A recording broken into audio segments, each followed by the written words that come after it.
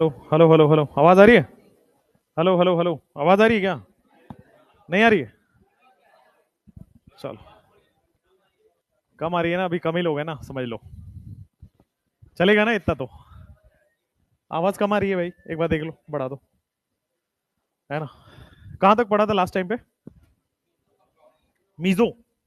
Meso पढ़ लिया था या पढ़ रहे थे? पढ़ लिया था, दिखाओ। मीजो मीजो, उठाना। आइडेंटिकल हो गया, ये हो गया, बहुत बढ़िया। मीजो भी हो गया। मीजो मीजो मीजो मीजो। हम्म।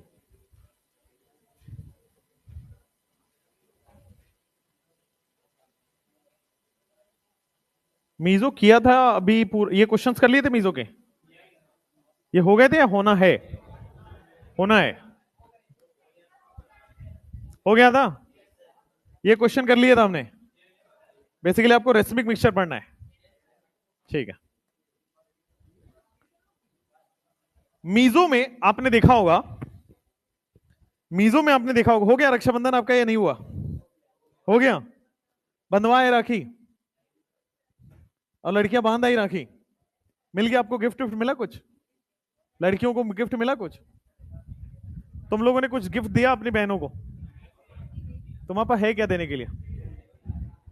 अभी ऐसा क्या है तुम्हारे पास, कौन सा तुम एकदम करोड़पति बैठे हो तुम दे दोगे? और तुम लोग एक्सपेक्टेशन क्यों लगा पा रहे हो अपने भाइयों से? अभी क्या ही दे पाएंगे बेचारे वो? कुछ नहीं। अब वो देंगे भी तो मम्मी से मांग के रुपए देंगे कि दीजिए, दीदी को देना है ना? है ना? तो वो ऐसे पैसे का क्या करोगे? ठीक है।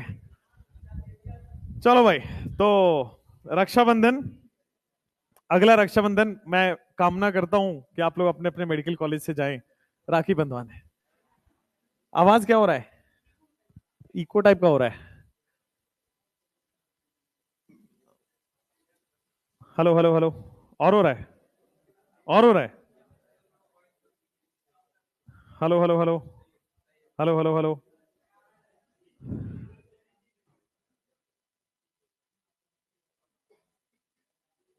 हाँ, अब ठीक होगा।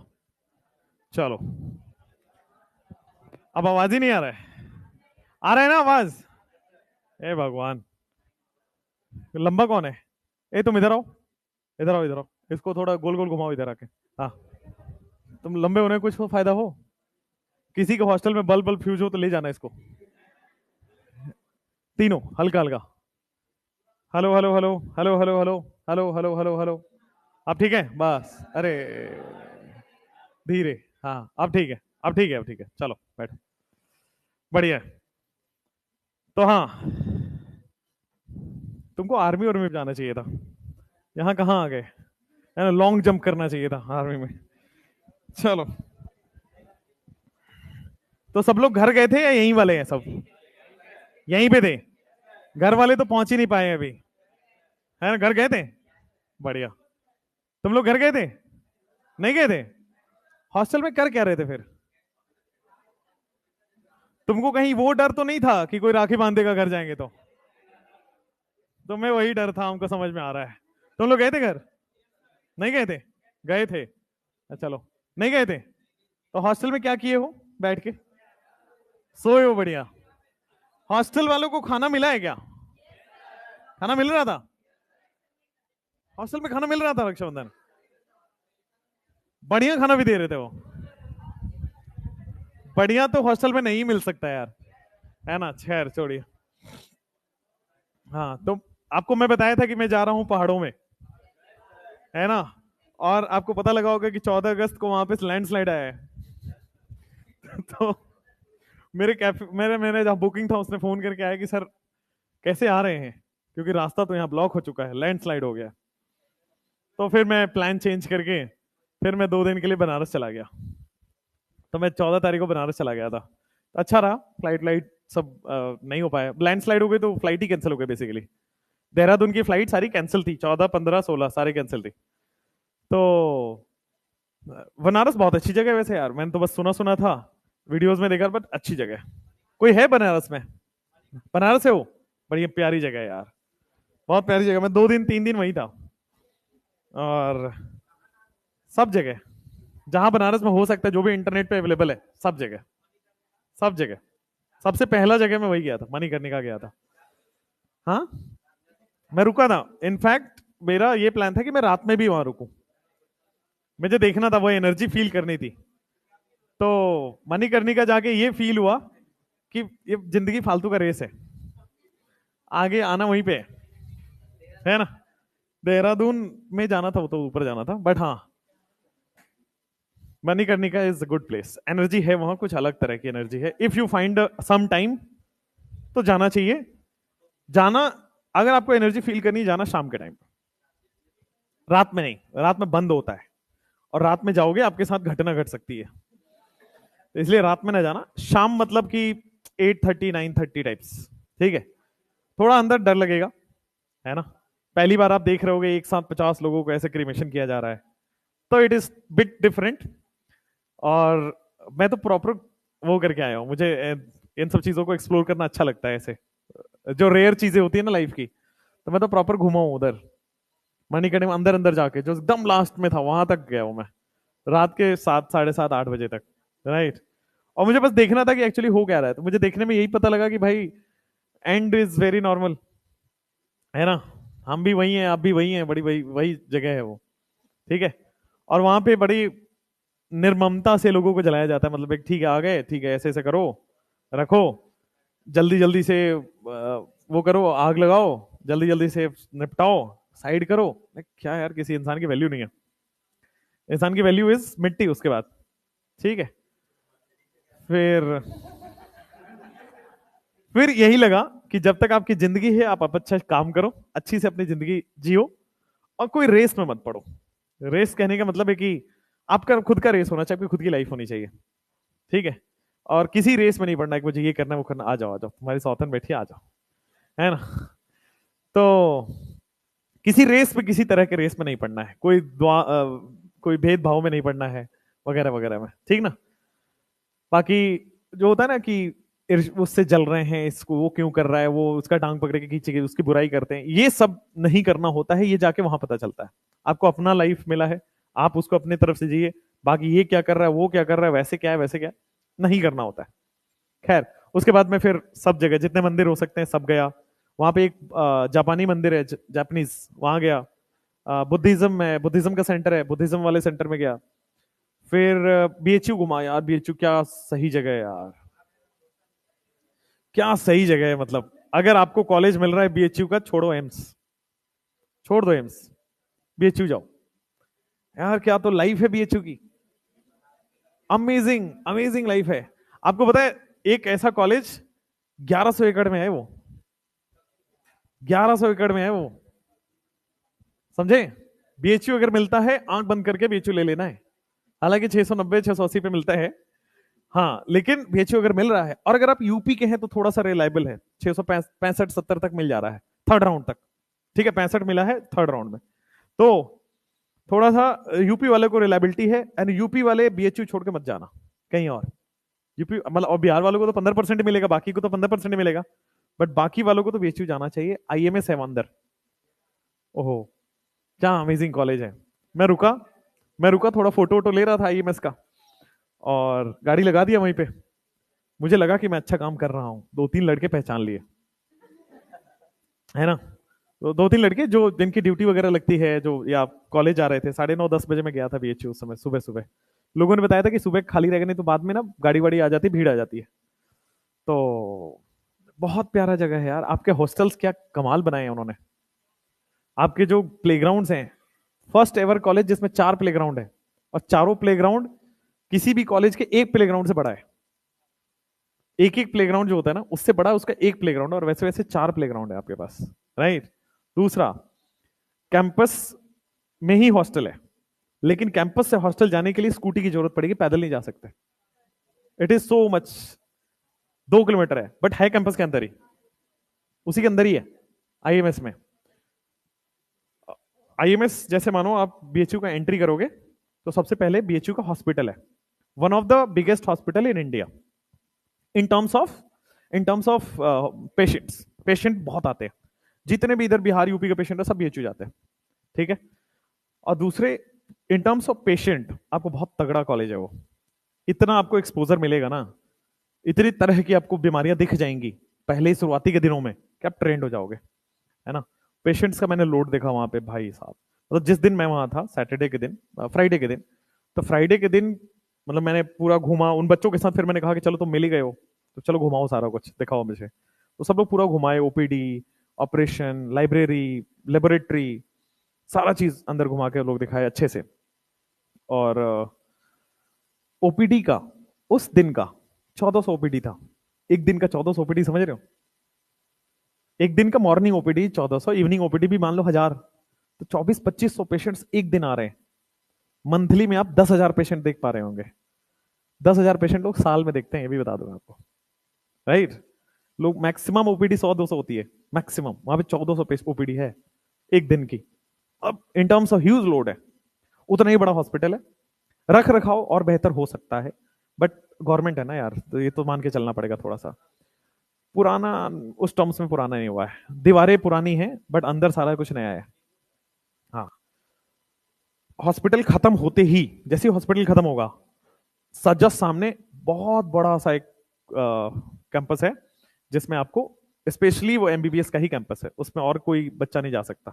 एमबीबीएस की आई कार्ड होनी चाहिए तो आप जाने जा पाओगे। बहुत बड़ा कैंपस और जस्ट हॉस्पिटल के सामने, ठीक है। उसमें लिखा हुआ है आईएमएस, ठीक है, और बीएचयू। आप वहां पे जाइए, हर डिपार्टमेंट का अलग बिल्डिंग है। कार्डियोलॉजी डिपार्टमेंट ये है, तो ऑन्कोलॉजी का डिपार्टमेंट ये है, हर डिपार्टमेंट का अलग बिल्डिंग है। तो एक मेडिकल कॉलेज में एटलीस्ट 14-15 बिल्डिंग्स हैं, 14-15 बिल्डिंग्स हैं, ठीक है। इसके बाद क्लासरूम अलग है, उसके पीछे होता है क्लासरूम, वो तो स्पेशलाइजेशन के लिए आपके सीनियर्स पढ़ेंगे उसमें जाके। उसके बाद क्लासरूम पीछे है एमबीबीएस वालों के। और वो क्लासरूम, मतलब एक समय पे जब आजादी का समय था, उस समय के जो लोग पढ़ते थे उसी क्लासरूम में पढ़ते थे। You will feel so great, ठीक है ना। कि मतलब लोग कहते हैं कि जब मदन मोहन मालवीय जी उसको बनवा रहे थे, तो वो उधर ही बैठ के लाइब्रेरी में पढ़ा करते थे, उन्हीं को क्लासरूम में तब्दील किया गया है, ठीक है। तो आप सोचो उस जगह पे आप पढ़ रहे होगे, अपने आप में बहुत बड़ी बात है, इतनी बड़ी हस्ती के आप जहां पढ़ रहे हो। उसके बाद हर उसके लिए जो बताया ना कि मैंने, हर चीज का बिल्डिंग अलग है। उस बिल्डिंग में एक फ्लोर केवल लेबोरेटरी है, एक फ्लोर में लैब ही लैब है, ठीक है। कि आप जाओ जितना एक्सपेरिमेंट करना कर लो, सारी डेड बॉडीज पड़ी हैं, जाओ जैसे देखना देख लो, है ना। उसके बाद जब आपको, पहला कॉलेज है जहां पे आपको थर्ड ईयर में ही भेज दिया जाता है इंटर्नशिप। हालांकि आपको 4.5 साल में इंटर्नशिप मिलती है, पर थर्ड ईयर में ही आपको भेज दिया, क्योंकि लोड बहुत ज्यादा है तो आपको चाहिए पढ़े लिखे लोग। तो पढ़े लिखे लोग वहां पे आप लोगों को मिल जाएगा, थर्ड ईयर में मिल जाएगा। दूसरा, प्रोफेसर जस्ट जहां आपकी हॉस्टल है ना उसके सामने रहता है। आपका हॉस्टल है, उसके सामने प्रोफेसर की बिल्डिंग है। प्रोफेसर को वहां पे बंगलो मिला हुआ है एक एक, तो हर सीनियर प्रोफेसर एक एक बंगलो में रहता है अपनी फैमिली के साथ, उसके बीवी बच्चे सामने रह रहे होंगे आपके साथ, ठीक है। तो तब ठीक है कि क्या मतलब है ना। तो कह रहे हैं बीवी बच्चे के साथ है तब ठीक है, वो रहता है और वो आप पे प्रॉपर निगरानी भी रखेगा, आप इधर उधर कर नहीं पाएंगे बहुत ज्यादा। हालांकि हॉस्टल्स में कोई एंट्री टाइम एग्जिट टाइम नहीं है, you can come out any time, you can go any time. Girls hostel में रेस्ट्रिक्शन है, गर्ल्स हॉस्टल में शायद 10-11 बजे तक है, और फिर सुबह 7-8 बजे ही खुलेगा, ठीक है। For safety it is good. आज देख ही रहे हो आजकल क्या हो रहा है मेडिकल कॉलेज में, सब दिमाग खराब हो जाता है। वो जब मैंने उसको देखा यार, वो मेरी स्टूडेंट रही है, मैं तो दिमाग हिल गया। वो प्राची, देखा आपने प्राची हुड्डा का केस? भाई मैं तो देख नहीं पाया वो वीडियो। मतलब सोचो ना, किसी को मैं बैठा के पढ़ाया हूँ, ऑनलाइन में पढ़ी है, वो स्टूडेंट रही है। हिल गया मैं अंदर से थोड़ा देर के लिए कि कहाँ हम बढ़ रहे हैं, किस दिशा में हम बढ़ रहे हैं। वो तो आजीकर वाला तो ठीक है, वो तो हुआ ही, वो तो है ही गंदा। लेकिन अब वो तो ठीक है ना, वो इनडायरेक्ट रिलेटेड है। कोई स्टूडेंट है आपकी जो सेलेक्ट हुई है, जो ठीक ठाक है, आप वहां पे थी, पीजीआई में है रोहतक में, तो अब देखो किसी के साथ भी कहाँ हम बढ़ रहे हैं, ठीक है। उसको तो अब तो वो बचेगा नहीं, जो भी उसका सीनियर डॉक्टर है, उसका तो सब कैंसिल हो रहा है। मतलब एवरी डिग्री इज कैंसल्ड, आपको 12th का डिग्री पे जो नौकरी मिलेगी वही करना पड़ेगा। सोच लीजिए कितना पनिशेबल ऑफेंस है, लेकिन फिर भी लोग पागल हैं, लोगों को कुछ ना कुछ अपना दिमाग लगाना है। खैर, उसमें नहीं पड़ेंगे। मतलब एक चीज मैं आपको बता दूं, लड़के हो चाहे लड़की हो, दोनों के लिए सेम है कि आपको अपनी बाउंड्री सेट करनी पड़ेगी। कहीं भी हैं, आप यहाँ रहें, आप कॉलेज में जाएं, आप जॉब में जाएं, आप अपनी फैमिली में जाएं, आपको अपनी एक बाउंड्री सेट करनी पड़ेगी। उस बाउंड्री में कोई एंटर ना करे। जैसी आपको लगे कि कोई बाउंड्री में एंटर कर रहा है, चाहे लड़के के लिए हो चाहे लड़की के लिए हो, जैसी लगे कि anyone is disrupting your boundary या तोड़ने की कोशिश कर, आप वहीं पे रोक दो उसको। और दूसरा, never get rude with anyone. लड़कियों को मैं खासकर देखता हूं कि वो कोई लड़के अगर मान लो अप्रोच कर रहे हैं तो वो रूड हो जाते हैं। Not, don't get rude. वो इंसान हो सकता है सैनिकल हो, उस इंसान के दिमाग में आप नहीं बैठे हो, वो इंसान कुछ भी कर सकता है आपके साथ। So why to do that? Respect, उसको बोल दो कि भाई माफ कर दे, है ना, मैं अपने पढ़ाई करेंगे, हमारा फैमिली वैसा नहीं है। बैठ के बात कर लो, सॉल्व कर लो, सिंपल। अदरवाइज आप एक्शन मत लो, आप मैनेजमेंट को बोलो जाके, आप अपने कॉलेज के मैनेजमेंट को बोलो, उनको बोलो। एक क्या हुआ था मेरे कॉलेज में ही, मेरे दोस्त ने मेरे ही कॉलेज में, मेरे ही क्लास में किसी लड़की को अप्रोच किया, उस लड़की ने उसको थप्पड़ मार दिया सबके सामने। अब वो इतना सैनिकल हो गया था वो लड़का कि वो कुछ भी करने पे वो हो गया था। हम लोगों ने बहुत उसको, मतलब कम से कम बात 2-3 महीने समझाना पड़ा है उसको, तब जाके वो समझाए। तो आप किसी के भी सेल्फ रेस्पेक्ट से नहीं खेल सकते, राइट। और दूसरा, अपनी बाउंड्री को थोड़ा सा बड़ा रखिए, किसी को बहुत पास मत आने दीजिए। जब तक आप अर्न नहीं कर लेते हैं, you are not liable to take such decisions. चाहे वो लड़का हो चाहे लड़की हो। आपके जब सैलरी स्लिप आने लगे ना, जब आपके अकाउंट में 1 लाख रुपए आने लगे ना, तब आप कर लेना। आपको 4.5 साल के बाद 1 लाख रुपए आने लगेंगे, ठीक है, तब आप कर लेना, खुशी खुशी कर लेना। आपकी मर्जी है, आप अपने पेरेंट्स को वो पावर देना चाहते हो, खुद अपना पावर लेना चाहते हो, free to do whatever you want to do. Till then control your emotions and boundary में किसी को एंटर ना करने दो, क्योंकि उसके पहले जो होता है वो गलत ही होता है। It's my experience, it's all experience जो आपसे बड़े होंगे सबका, ठीक है। और उससे पहले जो भी होगा, it's all going to be worse. So उसको बचाइएगा, ठीक है, अभी और आगे। आगे 4 साल, 4.5 साल, द डे यू हिट, जिस दिन आपके अकाउंट में हिट किया ना 1 लाख रुपए, आप फ्रीडम हो, आपके पास पैसे हैं, आप लाइबल, आप जो करना चाहो करो, ठीक है। तब तक आप इतने मच्योर हो जाते हैं कि आप सही डायरेक्शन में सही चीजें कर पाएंगे। उससे पहले आपको इंसानों की समझ नहीं है, आपको थ्योरेटिकल नॉलेज हुआ है जस्ट। आप बॉलीवुड के ड्रामे में ना पड़े, ठीक है। बॉलीवुड के ड्रामे से बिल्कुल अलग रहो। और ये सब चीजें एक भगत सिंह को जब, भगत सिंह ने जब बम फेंका था, भगत सिंह ने 2 लाइन बड़ी अच्छी बोली है, उसको सीखना। राजगुरु, सुखदेव और भगत सिंह, 3 लोग प्लान किए थे कि अंग्रेजों के थाने में बम फेंकना है, अंग्रेजों को दहशत फैलानी है ताकि वो इंडिया छोड़ के चले जाए, ठीक। भगत सिंह ने, भगत सिंह को लोगों ने कहा, बाकी लोग जो मेंबर्स थे वो कहा कि नहीं, भगत सिंह को आगे बहुत बड़े बड़े काम करने हैं, तो भगत सिंह को बम नहीं फेंकना चाहिए। भगत सिंह अगर बम फेंक देंगे तो इनको फांसी हो जाएगी। तो भगत सिंह को लोगों ने कहा कि आप छोड़ दीजिए। और सुखदेव को भी मना किया, राजगुरु को भी मना किया, लेकिन सुखदेव राजगुरु नहीं माने। भगत सिंह ने सोचा कि हम बात तो सही कह रहे हैं, मुझे बम नहीं फेंकना चाहिए, क्योंकि मुझे आगे भी अंग्रेजों को ऐसे ही थोड़ा सा भगाना है। तो राजगुरु और सुखदेव को किसी ने जाके बोल दिया कि भगत सिंह किसी लड़की के प्यार में है, और इस वजह से वो बम नहीं फेंक रहे। और राजगुरु ने आके भगत सिंह को सीधा बोल दिया कि तुम ये हो, तुम गलत करते हो, तुम फर्जी हो, तुम देशभक्त नहीं हो, वगैरह वगैरह। हालांकि ना भगत सिंह का कुछ ऐसा था उस समय।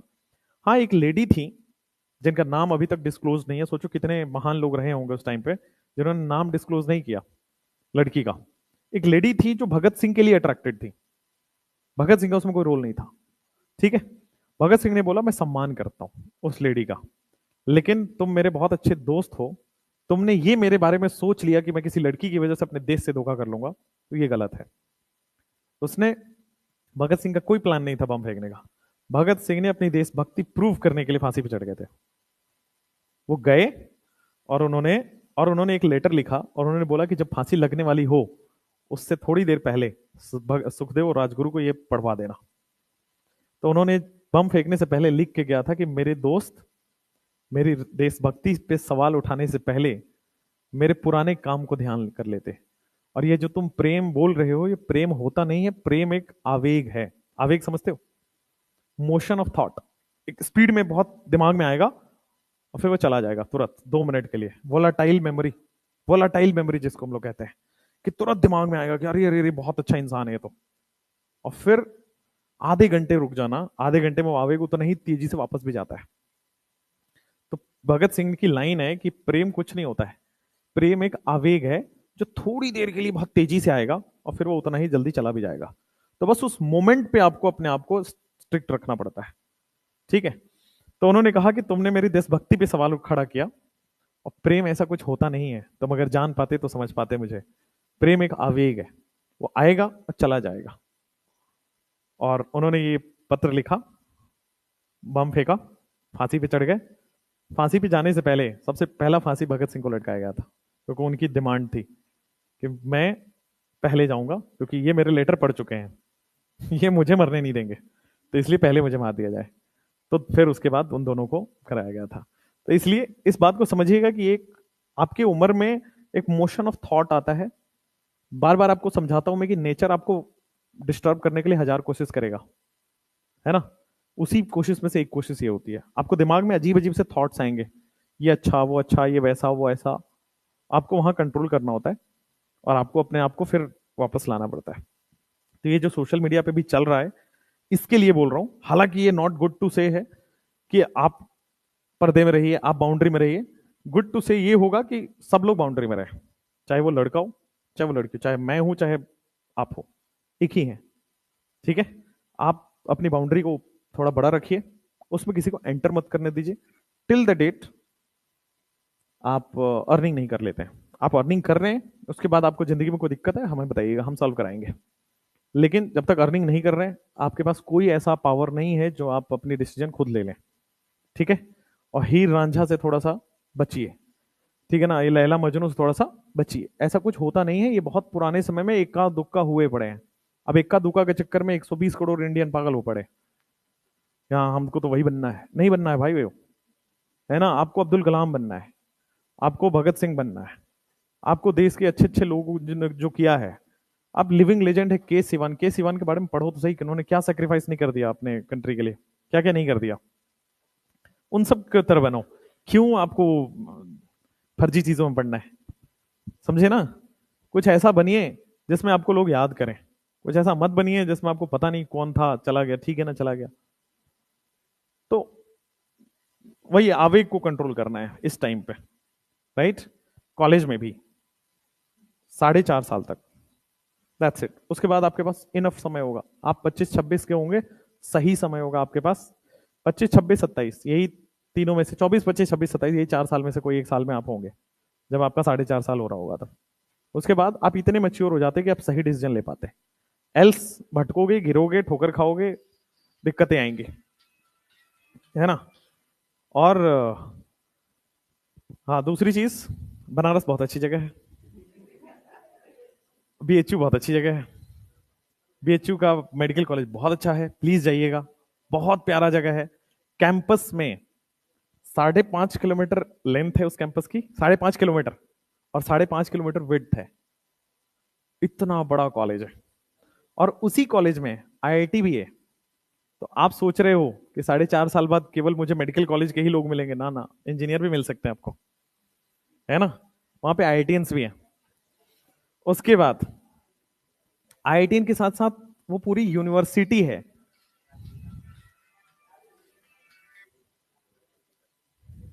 तो भड़काने वाला तो फोन कट गया। हाँ, तो मैं कह रहा था कि बहुत बढ़िया कॉलेज है, पूरी यूनिवर्सिटी है। तो आपको आर्ट्स के लोग मिलेंगे, आपको साइंस के लोग मिलेंगे, संस्कृत पढ़ने वाले लोग मिलेंगे, हिंदी पढ़ने वाले लोग मिलेंगे, हिंदी वाले लोग मिलेंगे, है ना, सब तरह के। One of the best Urdu library वहां है, one of the best Hindi library वहां है, one of the best English library वहां है। वहां पे ऐसी ऐसी किताबें हैं, बीएचयू की लाइब्रेरी फेमस है। कोई चीज अगर कोई किताबों के बारे में रिसर्च करना है तो आप चले जाइए बीएचयू, बीएचयू में सब मिल जाएगा, ठीक है। वहां पे सारे प्रोफेसर हैं, मतलब एग्रीकल्चर के लिए वन ऑफ द बेस्ट जगह है ना, खेलने के लिए वन ऑफ द बेस्ट जगह है, फेस्ट सबसे बड़ा होता है, सबसे ज्यादा पेशेंट्स हैं, सबसे ज्यादा बड़े बड़े प्रोफेसर आते हैं, फॉरेन से प्रोफेसर आते हैं, है ना। और लाइफ तो भाई अलग ही है। सोचो सुबह 4 बजे आपको, और इतना ग्रीन कैंपस, इस पूरे इंडिया में कहीं नहीं है। जितना ग्रीनरी वहां है, पेड़ ही पेड़ है ना। 12 बजे 2 बजे एकदम हार्ड धूप होता है। आप वहां पे धूप नहीं मिलेगी आपको। इतना डेंस पूरा चारों तरफ से ऐसे वो लगे हुए हैं ना, पेड़ लगे हुए हैं, बड़े बड़े पेड़ लगे हुए हैं, डेंस है पूरा एकदम, है ना। और कोई धूप वूप नहीं लगेगा। वो एकदम नहीं लगता है आपको कि बाहर घूमने जाते हो कहीं तो मनाली वनाली टाइप का थोड़ा फील आएगा, वैसा टाइप है वहां पे। बारिश हो जाए तो ओहो, बारिश हो जाए तो फिर सोचो क्या ही हो जाएगा। बारिश वारिश हो गया तो बड़ा अच्छा माहौल है। तो ये आपको जाना चाहिए। अच्छा कॉलेज है बीएचयू। 670 तक का एक कट ऑफ है यूपी वालों के लिए, 685-90 वाला कट ऑफ है बाहर वालों के लिए। ठीक है, but one of the best है। ठीक है, पहले वो इंडिपेंडेंट था बट बाद में उसको उसमें कर दिया गया, और अच्छा है, बहुत अच्छा कॉलेज है। चलिए रेसमिक मिक्सचर पढ़ते हैं। रेसमिक मिक्सचर क्या होता है आइए समझते हैं। रेसमिक मिक्सचर, और आप लोग घर वर से आ गए हैं तो थोड़ा मॉन्क मोड स्टार्ट कर लीजिए अपना। 6 घंटे 6 घंटे कोई बात नहीं, गए नहीं थे तो स्टार्ट कर लीजिए, सोए तो हो गए। ठीक है, 6 घंटे वाला स्टार्ट कर लीजिए, बताया हुआ है आपको, अच्छे से उसको स्टार्ट कर लीजिए। The only way to get selected is that only. एक चीज जो आपको सिलेक्शन दिला सकती है वो वही चीज है, उसी को करना पड़ेगा, और कोई रास्ता नहीं है। समझिएगा बात, ठीक है। चलिए, रेसमिक मिक्सचर क्या होता है ध्यान से देखिएगा। सबसे पहले समझते हैं रेसमिक मिक्सचर को। अगर यहां पे लिखा हुआ है मिक्सचर, बेटा बोर्ड पे आप देखो, अगर यहां पे लिखा हुआ है मिक्सचर, मिक्सचर का मतलब क्या आप समझ पा रहे हो? मोर देन वन कंपोनेंट है यहां पे। मिक्सचर का मतलब यहां पे आप देखोगे मोर देन वन कंपोनेंट है, मतलब एक से ज्यादा चीजें यहां पे आएंगी, एक से ज्यादा चीजें होंगी तभी तो वो मिक्सचर बना है। अच्छा, अब बोर्ड पे ही देखो, मैंने लिया यहां पे एक पोलारीमीटर ट्यूब ले लिया, जो हम पोलारीमीटर एक्सपेरिमेंट पढ़े हैं वही वाला पोलारीमीटर ट्यूब यहां पे हमने ले लिया। अब इस पोलारीमीटर ट्यूब के अंदर, हमने एक कंपाउंड डाला है, कंपाउंड नंबर 1। अब इस कंपाउंड की खासियत यह है कि ये क्लॉकवाइज रोटेट करता है। इसको लिख दो, ये कंपाउंड जो है वो डी है, डी का मतलब डेक्स्ट्रो रोटेटरी है। उसी तरह मैंने मिक्सचर है, मिक्सचर का मतलब एक से ज्यादा कंपोनेंट लेना पड़ेगा, यानी कि मैंने लिया कंपाउंड नंबर 2, यानी कि वो एल होगा। हम जानबूझ के डी और एल लेते हैं, एक उल्टा लेते हैं उसका। डी का मतलब क्या ये क्लॉकवाइज रोटेट कर रहा होगा, और एल का मतलब क्या ये एंटी क्लॉकवाइज रोटेट कर रहा होगा। हम क्या लेते हैं, पोलारीमीटर ट्यूब। मिक्सचर है मतलब एक से ज्यादा कंपाउंड लेंगे, और एक से ज्यादा कंपाउंड लेंगे तो इस तरह से लेते हैं कि एक अगर डी है तो दूसरा अपोजिट हो, एल हो। एक अगर क्लॉकवाइज है तो दूसरा क्या हो, एंटी क्लॉकवाइज हो। अब ध्यान दीजिए मैंने क्या किया, इस पोलारीमीटर ट्यूब में लेफ्ट हैंड साइड में मैंने एक पीपीएल ले लिया, प्लेन पोलराइज्ड लाइट। अब पोलारीमीटर, इस पीपीएल को पोलारीमीटर ट्यूब से हम पास कर रहे हैं, तो जैसे ये पीपीएल आगे गया होगा तो इसने क्या, इस पीपीएल को क्लॉकवाइज रोटेट कर दिया, और थोड़ा सा आगे बढ़ेगा तो कंपाउंड 2 मिलेगा, वापस इसको एंटी क्लॉकवाइज रोटेट कर देगा। तो जब आधा कंपाउंड इसको क्लॉकवाइज रोटेट किया, आधा इसको एंटी क्लॉकवाइज रोटेट किया, तो क्या पीपीएल एज इट इज मिल जाएगा। तो जो बाहर से आप देख रहे हो, अंदर मान लो आपको नहीं दिख रहा कुछ, बाहर से देख रहे हो तो क्या लगेगा, ऑप्टिकली एक्टिव है इनएक्टिव, इनएक्टिव, क्योंकि पीपीएल नहीं घूम रहा। फाइनली पीपीएल इंडिविजुअली घूम रहा है, क्लॉकवाइज घूम रहा है, थोड़ा आगे बढ़ा वापस एंटी क्लॉकवाइज उतना ही घूम गया। तो अगर ये 60 डिग्री घुमा रहा है तो वो -60 डिग्री घुमा फिर से 0 पे ला देगा। तो क्या होगा, बाहर से देखने पे क्या लगता है, ऑप्टिकली इनएक्टिव। लेकिन ध्यान दो, ऑप्टिकली इनएक्टिव कैसे हुआ, पहला कंपाउंड ने इसको क्लॉकवाइज रोटेट किया तो दूसरा कंपाउंड ने एंटी क्लॉकवाइज किया था। मीजो में क्या हो रहा था, एक ही कंपाउंड में ऊपर वाला अगर क्लॉकवाइज रोटेट कर रहा है, नीचे वाला एंटी क्लॉकवाइज रोटेट कर रहा है, तो मीजो कंपाउंड में इंटरनल कंपनसेशन हो रहा था। लेकिन यहां पे क्या दो अलग अलग हैं, तो क्या ये एक्सटर्नल कंपनसेशन बोल दूं, तो यहां पे भी ऑप्टिकली इनएक्टिव ही होता है। रेसमिक मिक्सचर एंड मीजो दोनों ही ऑप्टिकली इनएक्टिव होंगे, बट मीजो में एक ही कंपाउंड के ये वाला कायरल कार्बन अगर इधर घुमा रहा था तो ये वाला कायरल कार्बन उल्टा घुमा देगा। तो इंटरनली एक ही कंपाउंड में अगर हो रहा है तो इसको बोलते हैं इंटरनली कंपनसेशन हो रहा है, आंतरिक संतुलन हो रहा है। लेकिन रेसमिक मिक्सचर में क्या हो रहा है, अगर ये आर है तो दूसरा वाला आपके पास एस है, तो अगर ये क्लॉकवाइज घुमा रहा है तो दूसरा वाला एंटी क्लॉकवाइज घुमा रहा है और क्या हो जा रहा है, ऑप्टिकली इनएक्टिव। तो रेसमिक मिक्सचर क्या है, इक्विमोलर मिक्सचर, मतलब जितना कंपाउंड 1 होगा उतना ही कंपाउंड 2 होगा, तभी तो वो जितना रोटेट करे उतना ही एंटी क्लॉकवाइज करेगा। तो equimolar mixture of D and L enantiomer, ध्यान से देखिएगा, ये डी इन एंश्यूमर होता है ना, एल भी इन एंश्यूमर होता है, डी और एल बताया था इन एंश्यूमर है, ये क्लॉकवाइज है तो उसका एंटी क्लॉकवाइज है, ये मिरर इमेज है तो उसका नॉन सुपर इंपोजेबल है। तो डी और L, capital D capital L भी इन एंश्यूमर होता है, स्मॉल डी स्मॉल एल भी इन एंश्यूमर होते हैं। तो डी और एल के इक्विमोलर मिक्सचर है, तो equimolar mixture of D and L enantiomer which produces optically inactive result, उसको क्या बोल देंगे हम, रेसमिक मिक्सचर। तो रेसमिक मिक्सचर में पहले ये आप डायग्राम बनाएंगे, इन एक्सटर्नल कंपनसेशन होगा और फिर हम लोग लिखेंगे इसके बारे में, equimolar mixture of, equimolar mixture of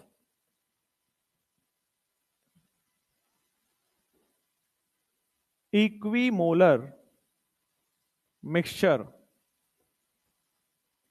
equimolar mixture of D and L in एंश्यूमर।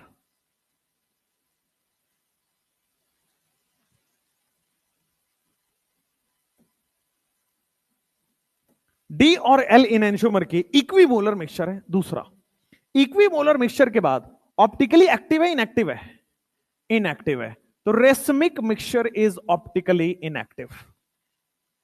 Racemic mixture जो होगा आपके पास वो हो जाएगा ऑप्टिकली इनएक्टिव। अच्छा, ऑप्टिकली इनएक्टिव हो जाएगा due to external compensation, internal compensation. तो दो अलग अलग कंपाउंड हो जाए तो एक्सटर्नल कंपनसेशन, एक ही कंपाउंड हो तो internal compensation.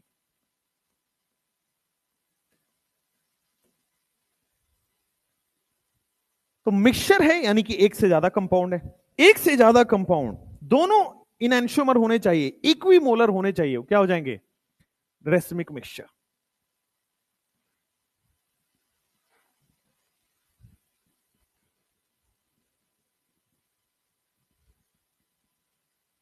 Optically, racemic mixture is optically inactive.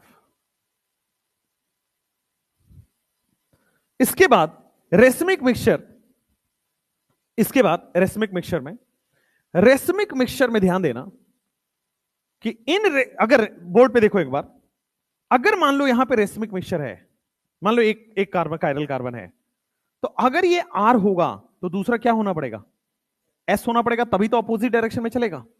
एक क्लॉकवाइज होगा दूसरा क्या हो जाएगा, एंटी क्लॉकवाइज हो जाएगा। तो अगर मैं रेसमिक मिक्सचर में बोलूं तो जो भी ये हो, क्या ये उसका एग्जैक्टली अपोजिट होगा, अगर ये डी है तो क्या ये एल होगा, अगर ये आर है तो क्या ये एस होगा। तो रेसमिक मिक्सचर भी तो एकदम अपोजिट कॉन्फ़िगरेशन ही है, रेसमिक मिक्सचर भी तो अपोजिट कॉन्फ़िगरेशन ही है। तो लिखो, both compounds in racemic mixture is opposite configuration. Racemic mixture के दोनों कंपाउंड को उल्टा घुमाना है तो both compound in racemic mixture has opposite configuration.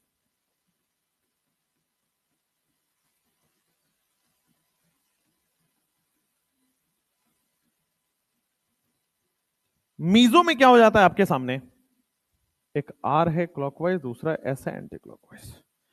Meso में एक ही कंपाउंड में आरएस हो रहा था, यहां पे दो अलग अलग कंपाउंड में अपोजिट कॉन्फ़िगरेशन हो रहा है, इसको हम लोग रेसमिक मिक्सचर कहते हैं। मीजो के लिए हमने बताया था more than one chiral centre है ना, और उसमें पीओएस या सीओएस।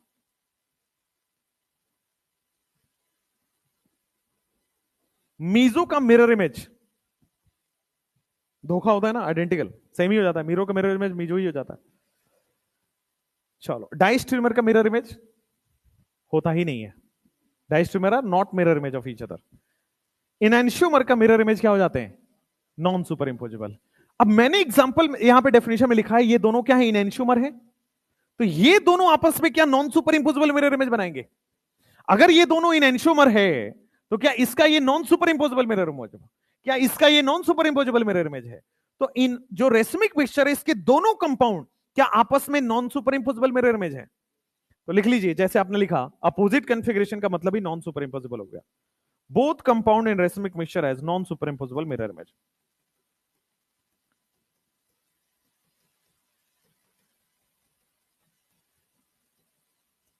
अब इसमें दो टर्म आता है, एक होता है रेसिमाइजेशन और दूसरा होता है रिजोल्यूशन। एक होता है रेसिमाइजेशन, दूसरा होता है रिजोल्यूशन। पहले ध्यान से बोर्ड पे देखना, पहले ध्यान से बोर्ड पे देखना सब लोग, बोर्ड पे, बोर्ड पे। अब देखो, ये बोला जा रहा है आपके पास क्या है, डी इनैंशियोमर है, और ये बोला जा रहा है आपके पास एल इनैंशियोमर है। सबसे पहले रेसिमिक मिक्सचर है तो दो कंपाउंड होंगे। अब मैंने क्या किया, इस डी और एल को मैंने एक पोलारीमीटर ट्यूब में डाल दिया, यानी कि मिक्सचर बना दिया। पहले डी और एल अलग अलग थे, फिर मैंने क्या किया, इसको डीएल मिक्सचर बना दिया। पहले ये दोनों इनैंशियोमर थे, इन दोनों इनैंशियोमर का इक्विमोलर मिक्सचर बनाया, क्या बन गया, रेसिमिक मिक्सचर बन गया डीएल। तो डी और एल को जब हम मिलाते हैं इक्विमोलर मिक्सचर में, तो जो कंपाउंड बनता है इसको हम लोग क्या बोलते हैं, रेसिमिक मिक्सचर। और डीएल इनैंशियोमर है। अच्छा एक बात बताओ, ये डीएल को वापस सेपरेट भी तो किया जा सकता है, तो डीएल वापस से जब सेपरेट होता है, डीएल वापस से जो सेपरेट होता है इसको क्या बोल देते हैं, रिजोल्यूशन। दो टर्म आया, डी और एल इनैंशियोमर से रेसिमिक मिक्सचर बना रहे हो, ये वाला जो प्रोसेस है इसको क्या बोल देते हैं, रेसिमाइजेशन। और रेसिमिक मिक्सचर से डीएल को आप अलग कर रहे हो, इसको हम लोग बोल देते हैं रिजोल्यूशन। ठीक है, separation of D and L enantiomer from racemic mixture, resolution. और डी और एल इनैंशियोमर का मिक्सचर बना रहे हैं, that is known as racemization. तो रेसिमाइजेशन और रिजोल्यूशन, उससे पहले आप आगे लिखो, ध्यान से देखना। ये जो डीएल बना है, क्या ये इसको हम रेसिमिक मिक्सचर बोल दें? रेसिमिक मिक्सचर ऑप्टिकली एक्टिव है, इनएक्टिव है? इनएक्टिव है। लेकिन रेसिमिक मिक्सचर से पहले क्या ये दोनों ऑप्टिकली एक्टिव थे? ऑप्टिकली एक्टिव थे ना, डी भी ऑप्टिकली एक्टिव, ये भी ऑप्टिकली एक्टिव। और रेसिमिक मिक्सचर के बाद वापस से ऑप्टिकली एक्टिव हो गए, ये इसकी खासियत है।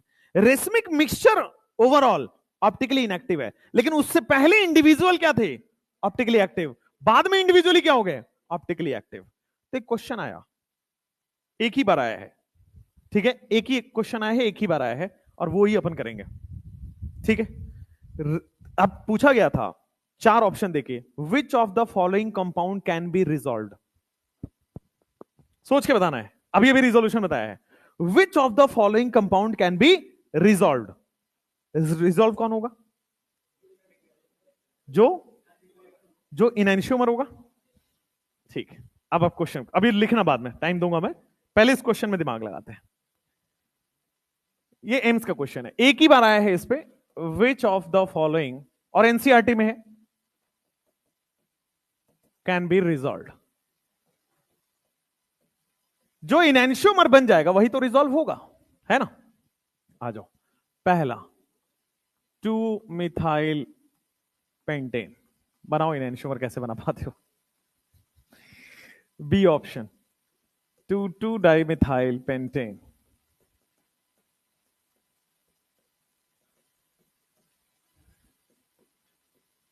To dimethyl butane.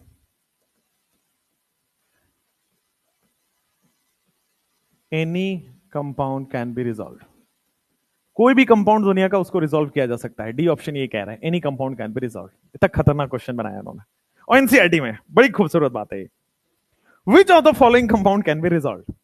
थोड़ा सा बस जो आप सोच रहे हो उसको थोड़ा सा आगे बढ़ाना है, आपको आंसर मिल जाएगा। Which of the following compound can be resolve, और अभी अभी मैंने बोला है वो वर्ड। हाँ, देखो ऑप्शन छांटोगे तो ये ऑप्शन आ जाएगा, ऑप्शन छांट के देखोगे तो ऑप्शन आ जाएगा। But why A, chiral carbon होने से क्या हुआ, ऑप्टिकली एक्टिव होने से क्या हुआ, इनैंशियोमर। यही आंसर है, ध्यान से देखिएगा। बोर्ड पे वापस आते हैं, इधर आओ, इधर आओ। ये रेसिमिक मिक्सचर से क्या हम रिजोल्यूशन कर सकते हैं, और रिजोल्यूशन करने के बाद क्या ये ऑप्टिकली एक्टिव बनेगा ना, इनैंशियोमर है तो ऑप्टिकली एक्टिव बनेगा। और ऑप्टिकली एक्टिव कौन बनेगा, जिसके पास कायरल सेंटर हो। एक कायरल कार्बन आ गया तो बोला था ना ऑप्टिकली एक्टिव होगा। तो which of the following compound can be resolve, जिसके पास कायरल सेंटर हो, जो ऑप्टिकली एक्टिव हो। आप ऑप्शन छाट के बना सकते हो, यहां पे कायरल नहीं थे, यहां पे कायरल नहीं थे, केवल एक ऑप्शन था जहां पे कायरल था, ऑड वन आउट, आंसर आ गया। ठीक है, तो केवल एक ऑप्शन है जहां पे आपके पास क्या आ जाएगा, कायरल कार्बन आ जाएगा, 3 4 5। बाकी 2,2 डाइमिथाइल पेंटेन में नहीं आएगा, देखो कायरल ही नहीं है। हाँ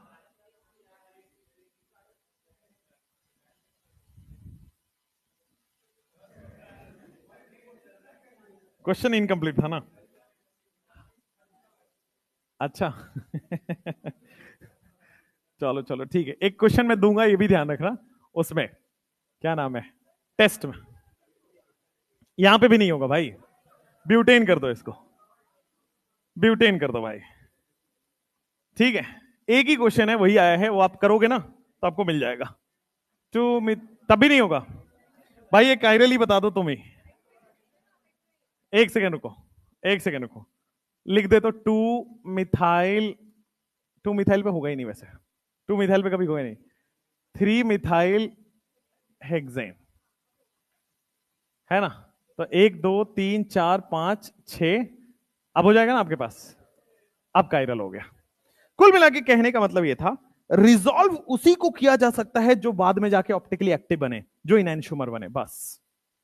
ठीक है, which of the following compound can be resolve, और रिजोल्यूशन होता क्या है, जो आपके पास डी और एल इनैनोमर बनाए, जो ऑप्टिकली एक्टिव बनाए। तो रिजोल्यूशन के बाद ये दोनों क्या हो जाएंगे, ऑप्टिकली एक्टिव, और रेसिमाइजेशन से पहले ये दोनों क्या हो जाएंगे, क्या हो जाएंगे, ऑप्टिकली एक्टिव। बड़ी सिंपल है, ऑप्टिकली एक्टिव हो जाएगा बस।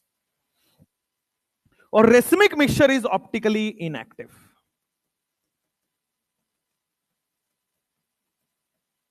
रेसिमाइजेशन लिखवा नहीं रहा हूं, समझ जाना कि डी और एल इनैनोमर से मिक्सचर बना देना इज रेसिमाइजेशन, और रेसिमिक मिक्सचर से डी एंड एल को अलग कर लेना इज नोन एज रिजोल्यूशन। और which of the following compound can be resolve, जल्दी से फटाफट से नोट करो, फिर हम आगे बढ़े।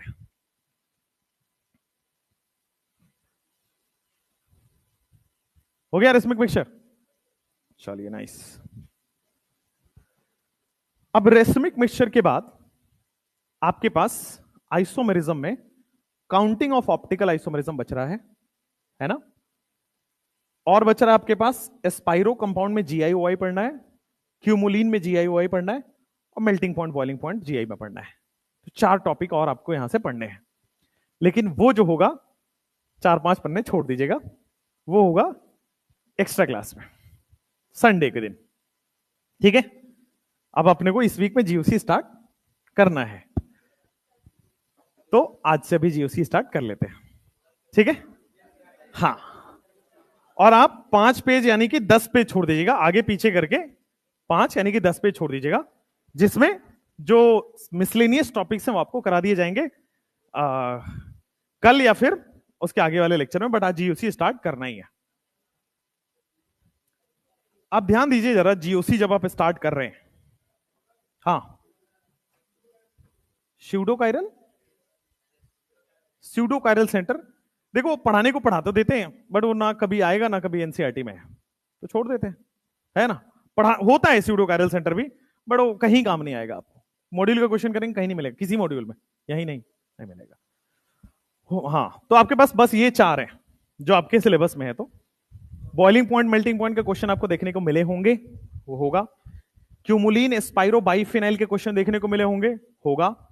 और आपको एक और लास्ट है, काउंटिंग ऑफ ऑप्टिकल आइसोमर, जिसमें कितने मीजो हैं, कितने इनैनोमर हैं, इनैनोमरिक पेयर कितने हैं, डाइस्ट्रोमर कितने बनेंगे, वो होगा।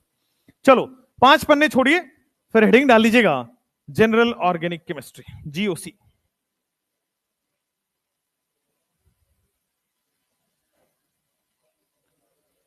हेडिंग डाल लीजिए जीओसी।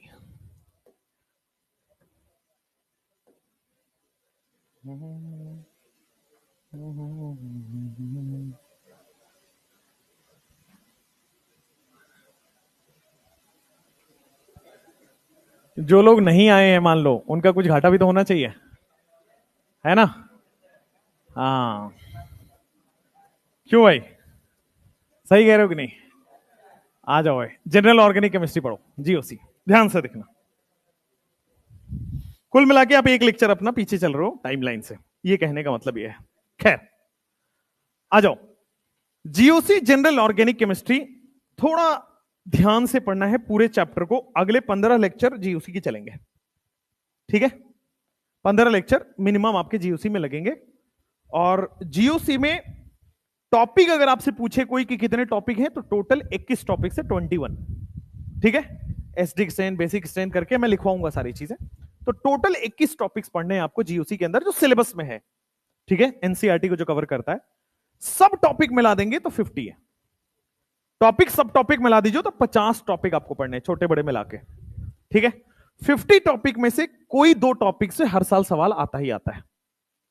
कोई 2 टॉपिक से आएगा, आपको नहीं पता है कौन सा टॉपिक आएगा। और कोई ऐसा फिक्स पैटर्न भी नहीं है कि इस बार एसडी का आ जाएगा तो अगली बार बेसिक आ गया। आइसोमेरिज्म का पैटर्न है। आइसोमेरिज्म में आप पता कर सकते हो कि इस बार जीआई आएगा, वही आएगा, वो रिपीट करके देते हैं। बट जीओसी में आपके पास कोई पैटर्न नहीं है, वो कभी कुछ भी पूछ सकते हैं। लगातार 3 साल एसडी स्ट्रेंथ ही पूछा हुआ है, लगातार 3 साल वो बेसिक स्ट्रेंथ भी पूछा हुआ है। तो ऐसा कोई पैटर्न नहीं है। हर 50 सब टॉपिक पे कवर होना चाहिए, कमांड होना चाहिए। एक भी चीज सबसे अच्छी बात यह है, इसमें रट्टा नहीं है। जैसे आइसोमेरिज्म में भी सब कुछ लॉजिक पे चल रहा था, यहां भी सब कुछ लॉजिक पे चलेगा, रट्टा नहीं है।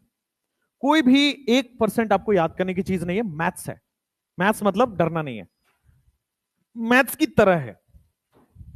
ठीक है, एक पैटर्न है, उस पैटर्न पे आपको समझना है और हर पैटर्न का लॉजिक बताएंगे। जैसे आप लोग पढ़ लेते हो कि stability of carbocation directly proportional to plus M plus H plus I, क्यों, वो समझना ज्यादा जरूरी है। ठीक है, वो क्यों समझ गए तो आगे hydrocarbon, halo alkane, alcohol, phenol, aldehyde, ketone, amine, ये आसान हो जाएंगे। ये चैप्टर से 5 चैप्टर रिलेटेड है। आइसोमेरिज्म से बायोमोलिक्यूल रिलेटेड है। ठीक है, जो आपने आइसोमेरिज्म पढ़ा वो बायोमोलिक्यूल में फिर वापस से वो आरएस डीएल ये सब पढ़ेंगे वहां पे। ठीक है, ऑप्टिकल आइसोमर कितने हैं, ज्योमेट्रिकल कितने हैं, वापस बायोमोलिक्यूल में आएगा। जीओसी जो आप पढ़ने वाले हैं, आज से स्टार्ट करने वाले हैं, एक फ्रेश स्टार्ट करिएगा और ये पूरा का पूरा ऑर्गेनिक डिफाइन कर देगा। ये चैप्टर तो करेगा, यहां से अगले 5 चैप्टर को डिसाइड कर देगा। ठीक है, जनरल ऑर्गेनिक केमिस्ट्री स्टार्ट तो होता है कि रिएक्शन क्या है, इंटरमीडिएट क्या है, सबस्ट्रेट क्या है, रिएजेंट क्या है, इलेक्ट्रोफाइल क्या है, न्यूक्लियोफाइल क्या है। स्टार्ट तो ऐसे होता है। बट उससे पहले जीओसी में जो सबसे बेसिक है वो है समझना चार्ज क्या होता है। आपको यह समझना है कि चार्ज क्या है। चार्ज जब समझ जाएंगे तो अपने आप रिएक्शन चमकने लगेगा, अपने आप आपको रिएक्टेंट से प्रोडक्ट कैसे बनेगा वो समझने लगेगा, कौन सा रिएक्टेंट किससे रिएक्ट करेगा, क्या प्रोडक्ट बनेगा। ये आप रटते हो, जीओसी अगर आप कमांड कर लेगे तो रटना नहीं पड़ेगा, अपने आप दिखेगा वो आपको। ठीक है, रिएक्शन 12th क्लास में याद करना होता है। बिल्कुल गलत फहमी मत रहना कि सर हमें तो समझ नहीं आ रहा, याद करना होता है। मैं उसमें बहुत सारी चीजें आसान कर दूंगा, ज्यादा मेरा रोल वही रहेगा कि मैं उसको आसान कर दूंगा, याद तो करना ही पड़ेगा। ठीक है, जैसे आप बायोलॉजी में याद करते हो चीजों को समझ के, वैसे यहां भी समझ के याद ही करना है रिएक्शन। ठीक है, हाँ, अगर जीओसी जितना कमांड है उतना ही कम याद करना पड़ेगा, बस यही रेफरेंस होता है। दिमाग में तो होना ही चाहिए। आप वहां पे फ्रीडल क्राफ्ट लिख के थोड़ी देखोगे मैकेनिज्म की, नहीं क्या प्रोडक्ट बन रहा है। आपको फ्रीडल क्राफ्ट ऐसे चमकना चाहिए, अच्छा कार्बोकेटाइन बन रहा है, ऐसे रीअरेंज होगा, प्रोडक्ट बन रहा है। ठीक है, और वो तब होगा जब आपको चार्ज पे कमांड हो जाए। तो अगले 2 टॉपिक अभी हम पढ़ने वाले हैं चार्ज से रिलेटेड। पहला टॉपिक पढ़ेंगे फॉर्मल चार्ज कैसे निकालेंगे। ठीक है, जैसे कार्बन पे माइनस का मतलब क्या है, कार्बन पे प्लस का मतलब क्या है, नाइट्रोजन पे माइनस, नाइट्रोजन प्लस का मतलब क्या है, वो चार्ज अभी हम पढ़ेंगे, फॉर्मल चार्ज।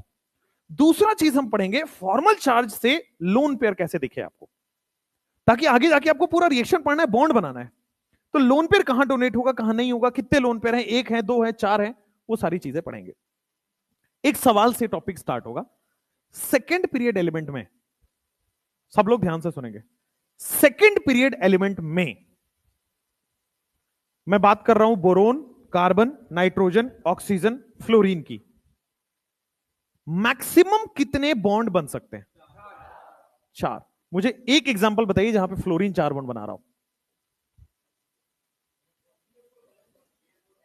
फ्लोरीन 4 बॉन्ड बना रहा है, फ्लोरीन BF4 में तो 4 सिंगल बॉन्ड बनाएगा ना।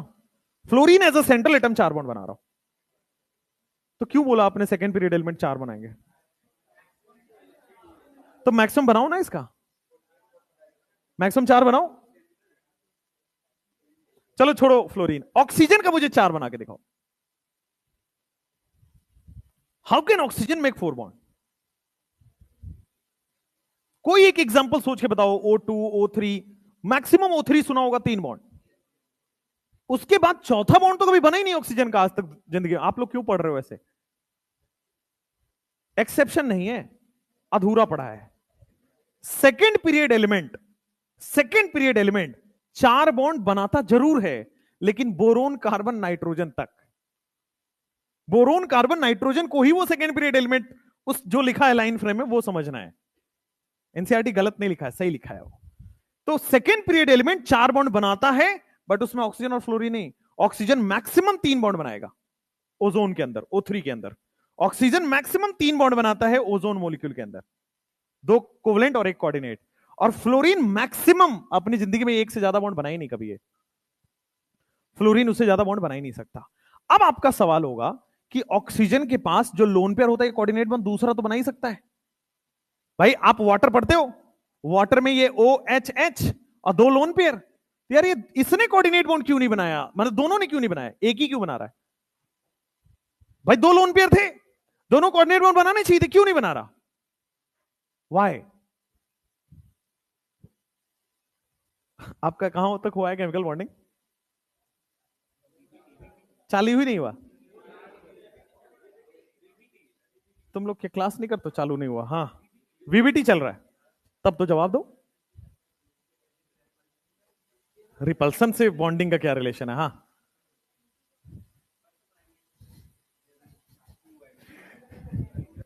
VACPR हो गया, हो गया ना? बताओ भाई, वाटर में आप देखते हो ऑक्सीजन के पास 2 लोन पेयर है, तो 1 लोन पेयर तो ओजोन में कोऑर्डिनेट बॉन्ड बना लेता है। भाई 2 लोन पेयर है तो दोनों बनाना चाहिए था ना, तो 4 बॉन्ड बनना तो चाहिए था ऑक्सीजन का। 4 न्यूट्रल हो जाता है नहीं?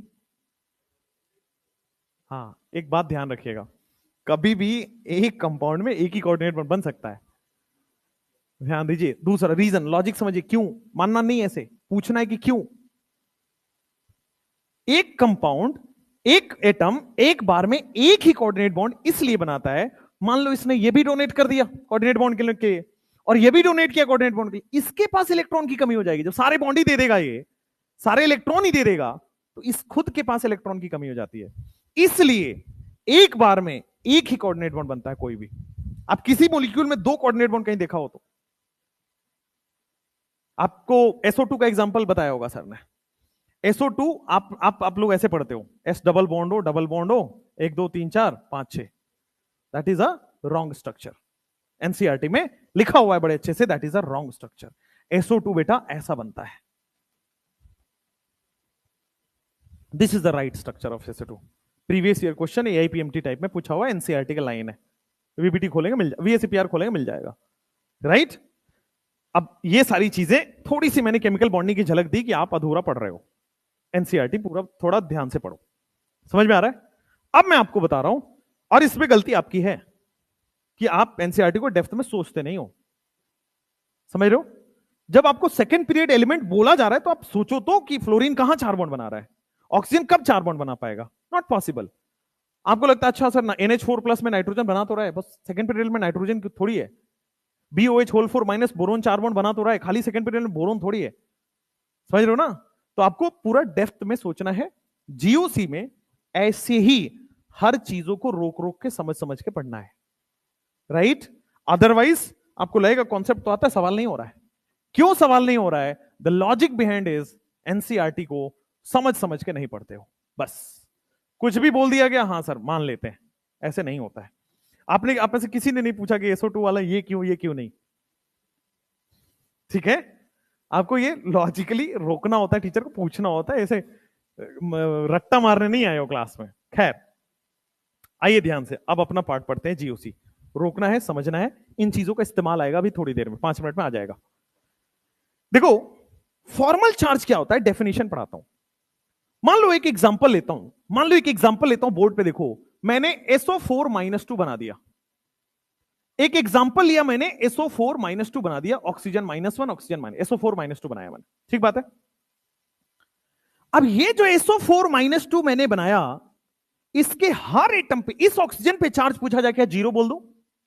इस ऑक्सीजन का चार्ज देखो कोई चार्ज नहीं दिख रहा है, 0 बोल दूं? इस सल्फर पे भी कोई चार्ज नहीं दिख रहा है, 0 बोल दूं? इस ऑक्सीजन का चार्ज अगर कोई पूछे -1 बोलना पड़ेगा, इस ऑक्सीजन का चार्ज कोई पूछे -1 बोलना पड़ेगा। तो अगर मॉलिक्यूल के अंदर, कंपाउंड के अंदर हर एक एटम का चार्ज देख रहे हैं, उसको हम लोग फॉर्मल चार्ज बोलते हैं।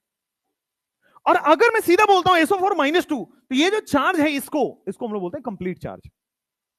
What is formal charge? एक मॉलिक्यूल का सिंगल एटम का charge, that is formal charge. But her atom का चार्ज को जोड़ दो तो क्या आ जाएगा? Complete charge. देखो इसमें हर एटम का चार्ज जोड़ो, -1 -1 0 0 0, कितना हो गया टोटल? -2। तो सारे फॉर्मल चार्ज को जोड़ दो तो क्या आ जाएगा? Complete charge. तो व्हाट इज फॉर्मल चार्ज? एक कंपाउंड में, एक मॉलिक्यूल में हर एक एटम के ऊपर का चार्ज, हर एक सिंगल एटम के ऊपर का charge, that is formal charge. लेकिन अगर कोई कंप्लीट चार्ज पूछे तो पूरे कंपाउंड के ऊपर का charge, that is complete charge. यानी कि यहां पे पूरे कंपाउंड, एक सल्फर और 4 ऑक्सीजन के कंपाउंड के ऊपर कितना चार्ज है? -2। कुल मिला के आप देखो कंप्लीट चार्ज कैसे आया होगा? सारे फॉर्मल चार्ज को जोड़ा गया होगा तभी तो कंप्लीट चार्ज आया होगा, यही ना? हर इंडिविजुअल एटम के चार्ज को जोड़ दो, -1 -1 0 0 0, टोटल जोड़ो कितना हो रहा है? -2। तो हर फॉर्मल चार्ज को जोड़ने पे क्या आ रहा है? Complete charge. तो बेसिकली चार्ज आपके पास दो तरह से होता है, एक होता है फॉर्मल चार्ज और दूसरा होता है कंप्लीट चार्ज। अभी हम फॉर्मल चार्ज निकलवाऊंगा, अभी 25-28 एग्जांपल है, और फिर आपके कंप्लीट चार्ज। फॉर्मल चार्ज क्या होता है? Charge of single atom. Charge of single atom, एकदम सिंपल भाषा में लिखोगे, एक कंपाउंड के सिंगल एटम का जो चार्ज होगा, compound charge of single atom in a compound. एक कंपाउंड में जो सिंगल एटम का चार्ज है उसको क्या बोल दिया जाएगा? Formal charge. और कंप्लीट चार्ज किसको बोला जाएगा? सारे फॉर्मल चार्ज को जोड़ लो, उस कंपाउंड के सारे फॉर्मल चार्ज को जोड़ दो, कंप्लीट चार्ज हो जाएगा sum of all formal charge. सारे फॉर्मल चार्ज को जोड़ दो, sum of all formal charge of a compound. एक कंपाउंड के सारे फॉर्मल चार्ज को जोड़ दिया जाएगा, क्या बन जाएगा? वो कंप्लीट चार्ज बन जाएगा। हाँ, डेल नेगेटिव डेल पॉजिटिव आता है, वो आगे के डिस्कशन है, ठीक है? डेल नेगेटिव डेल पॉजिटिव ही आएगा। आ जाओ देखिए ध्यान से, कार्बोनेट की बात करें, CO3 -2 होता है, O-1 ठीक है? अब ध्यान से देखना, अगर मैं ऑक्सीजन, ऊपर वाले ऑक्सीजन का चार्ज, फॉर्मल चार्ज पूछूं तो क्या 0 बोल देंगे? इस वाले ऑक्सीजन का फॉर्मल चार्ज पूछूं तो -1, इसका -1 और इसका 0। अब पूछो कंप्लीट चार्ज, तो क्या सारे फॉर्मल चार्ज को जोड़ दोगे? तो सारे फॉर्मल चार्ज को जोड़ दिया तो -2 आ रहा है, that is complete charge. Similarly एक लास्ट एग्जांपल ले लो, PO4 -3 अगर हम बनाते हैं तो स्ट्रक्चर बनाना आपने शायद VBT में पढ़ोगे, अभी हुआ नहीं आपका, मैं अभी के लिए बना देता हूं PO4 -3। तो फॉर्मल चार्ज तो इस पे -1 है, इस पे 0, इस पे 0 है, और सारे को जोड़ दोगे तो क्या फॉर्मल चार्ज -3 आ गया, और फॉर्मल चार्ज को जोड़ दोगे तो क्या आ गया? कंप्लीट चार्ज है। -3 इज द कंप्लीट चार्ज, -1 क्या है? Formal charge. अब ध्यान देना, फॉर्मल चार्ज का मतलब समझाता हूं, बोर्ड पे ही देखना है, यही पढ़ाना था मुझे। इस ऑक्सीजन पे -1 है, इसका मतलब क्या है? मैं यहां पे एक्स्ट्रा बना लेता हूं उसको, वहां पे रफ ना करते हुए। O-1 है, इस O-1 से आपको क्या पता चल रहा है? Why it is -1? कंपाउंड पे -1 का मतलब क्या होता है? एक एक्स्ट्रा इलेक्ट्रॉन, बिल्कुल सही बोला आपने। अब ध्यान देना, ऑक्सीजन किस ग्रुप का एलिमेंट है? 16। तो ग्रुप 16 का एलिमेंट है, तो क्या इसके पास 6 वैलेंस इलेक्ट्रॉन होगा? हाँ या ना? ग्रुप 16 का 6 वैलेंस इलेक्ट्रॉन, ग्रुप 15 का 5, ग्रुप 14 का 4 एंड सो ऑन। तो ग्रुप 16 का 6 वैलेंस इलेक्ट्रॉन होना चाहिए था, बट -1 का मतलब क्या? इस ऑक्सीजन पे 7 इलेक्ट्रॉन आ गया होगा। अब O- का मतलब 7 इलेक्ट्रॉन है, और 7 में से एक तो बॉन्ड बना लिया, बाकी के 3 कितने हो जाएंगे? बाकी के 6 क्या हो जाएंगे? 3 लोन पेयर के फॉर्म में पड़े रहेंगे। 6 इलेक्ट्रॉन पेयर बना दो तो उसको लोन पेयर बोल देते थे, 6 इलेक्ट्रॉन का पेयर बना दिया। उसी तरह इस ऑक्सीजन -1 का मतलब क्या? 7 इलेक्ट्रॉन हो गया होगा, एक तो बॉन्ड बना लिया, बाकी के 6 क्या 3 पेयर के फॉर्म में होंगे, 3 लोन पेयर। सेम कंडीशन यहां भी लगेगी, 7 हो जाएगा। इस ऑक्सीजन के बारे में बताओ, ऊपर वाले पे बताओ, उस पर 6 ही होना चाहिए था, ना माइनस है ना प्लस है, ना लॉस हुआ ना गेन हुआ, तो इस पे 6 ही होना चाहिए था। 2 तो बॉन्ड में बना लिया, बाकी कितने बचे? 4। 4 को पेयर में बनाओगे तो क्या 2 लोन पेयर बन जाएगा? फास्फोरस से पूछो, फास्फोरस ग्रुप 15 का है, 5 वैलेंस इलेक्ट्रॉन होना चाहिए था, ना लॉस हुआ ना गेन हुआ, यानी कि 5 ही होना चाहिए। तो 5 में से 2 तो यहां है, 3 नीचे चला गया, इसके पास कोई लोन पेयर नहीं है। तो मैं ये बता रहा हूं आपको, एलिमेंट देख के इलेक्ट्रॉन आना चाहिए और इलेक्ट्रॉन देख के चार्ज आना चाहिए। जैसे मान लो, ध्यान देना, मैं लिख रहा हूं यहां पे OH। ऑक्सीजन का फॉर्मल चार्ज बताइए, ध्यान से कैसे निकालोगे, बोर्ड पे देखो। ऑक्सीजन के पास कितने इलेक्ट्रॉन हैं? अभी कितने इलेक्ट्रॉन दिख रहे हैं आपको? 1 2 3 4 5 6 7, 7 इलेक्ट्रॉन है। होने कितने चाहिए थे? ग्रुप 16 का है ना, ओरिजिनली कितना होना चाहिए था? 6। तो क्या हो जाएगा, एक इलेक्ट्रॉन ऐड हो गया, ऐड हो गया तो -1 आएगा। फॉर्मल चार्ज इलेक्ट्रॉन से आना चाहिए और फॉर्मल चार्ज दिया है तो इलेक्ट्रॉन आना चाहिए। जैसे एग्जांपल पे देखो, यहां पे आपको फॉर्मल चार्ज दिया था तो आपने इलेक्ट्रॉन निकाल दिया, और यहां पे आपको इलेक्ट्रॉन दिया था तो आपने फॉर्मल चार्ज निकाल लिया। जैसे एग्जांपल के तौर पे मान लो आपको दिया गया है H3O+, OH, यहां पे H, ठीक है, 2 लोन पेयर दिया गया है। अब इस ऑक्सीजन पे क्या चार्ज है, जरा ध्यान से देख के बताना। -1। देखते हैं कैसे आया -1, देखते हैं। 1 इलेक्ट्रॉन है, 2 इलेक्ट्रॉन है, 3 इलेक्ट्रॉन है, 4 इलेक्ट्रॉन है, 5 इलेक्ट्रॉन है, 6 इलेक्ट्रॉन है, 7 इलेक्ट्रॉन है। समझ में आया? अगर ऑक्सीजन पे 7 इलेक्ट्रॉन होना कितना चाहिए था? 6। अभी कितना है? 7। क्या एडिशन ऑफ इलेक्ट्रॉन हो गया? तो इस ऑक्सीजन पे फॉर्मल चार्ज -1 आ जाएगा। एडिशन ऑफ इलेक्ट्रॉन का मतलब -1 आ गया। अगर ध्यान से देखिएगा, अगर ध्यान से देखिएगा, अगर मैं सेम मॉलिक्यूल को एग्जामिनर ऐसे लिख के देता है, सेम, आपने ये देखा होगा H3O+ बार बार सुनते हो आप सुनते हो ना, H3O+ होता है। आप देखो यहां पे ये वाला पढ़ते हो, ये भी होता है, होगा, बताऊंगा आगे केसेस में। ऑक्सीजन के पास कितने इलेक्ट्रॉन आ गए? 1 2 3 4 5। होने कितने चाहिए था? 6। है कितना अभी? 5। क्या लॉस ऑफ इलेक्ट्रॉन हो गया? लॉस ऑफ इलेक्ट्रॉन +1 आ गया। जैसे मान लो आपको मैं दे रहा हूं nitrogen, hydrogen, hydrogen, hydrogen, hydrogen. Nitrogen पे फॉर्मल चार्ज बताइए, कितने इलेक्ट्रॉन है नाइट्रोजन पे? नाइट्रोजन पे 4 आ रहा है, 1 2 3 4। होना कितना चाहिए था? ग्रुप 15 का है तो 5 होना चाहिए था। है कितना अभी? क्या लॉस ऑफ इलेक्ट्रॉन हुआ है? और यही तो आप पढ़ते हो NH4+1, ये तो पढ़ते हो NH4+, है ना? तो फॉर्मल चार्ज आपको ऐसे इलेक्ट्रॉन से देखना आना चाहिए था कि नॉर्मल जो होना चाहिए था उससे कितना ज्यादा है या कितना कम है। जैसे आपको मैं एक टेबल यहां बना रहा हूं,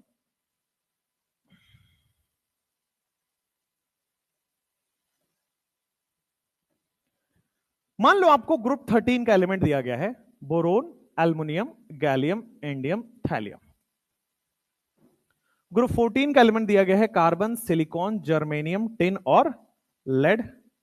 ग्रुप 15 में नाइट्रोजन, फास्फोरस, अर्सेनिक, एंटीमनी और बिस्मथ। ग्रुप 16 में ओस, सल्फर, सेलेनियम, टेलुरियम और पोलोनियम।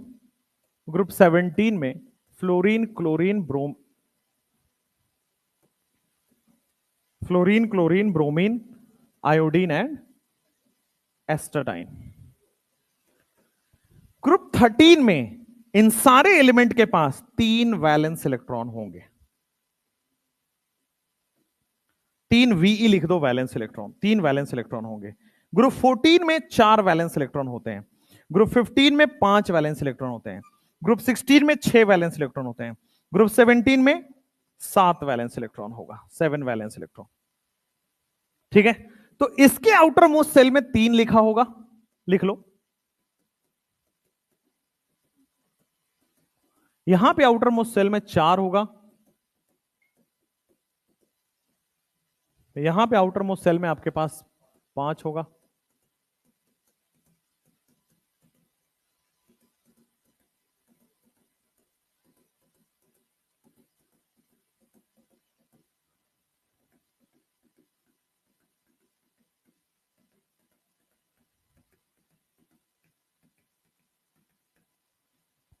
वैलेंस इलेक्ट्रॉन लिख लो ताकि आपको पता रहे कि न्यूट्रल स्टेट में वैलेंस इलेक्ट्रॉन कितना होता है और कंपाउंड में कितना है। ये लिखना है क्या आपको? जल्दी लिखो, फटाक लिखो, फिर क्वेश्चन करते हैं बहुत सारे। हाँ बताओ, बताओ।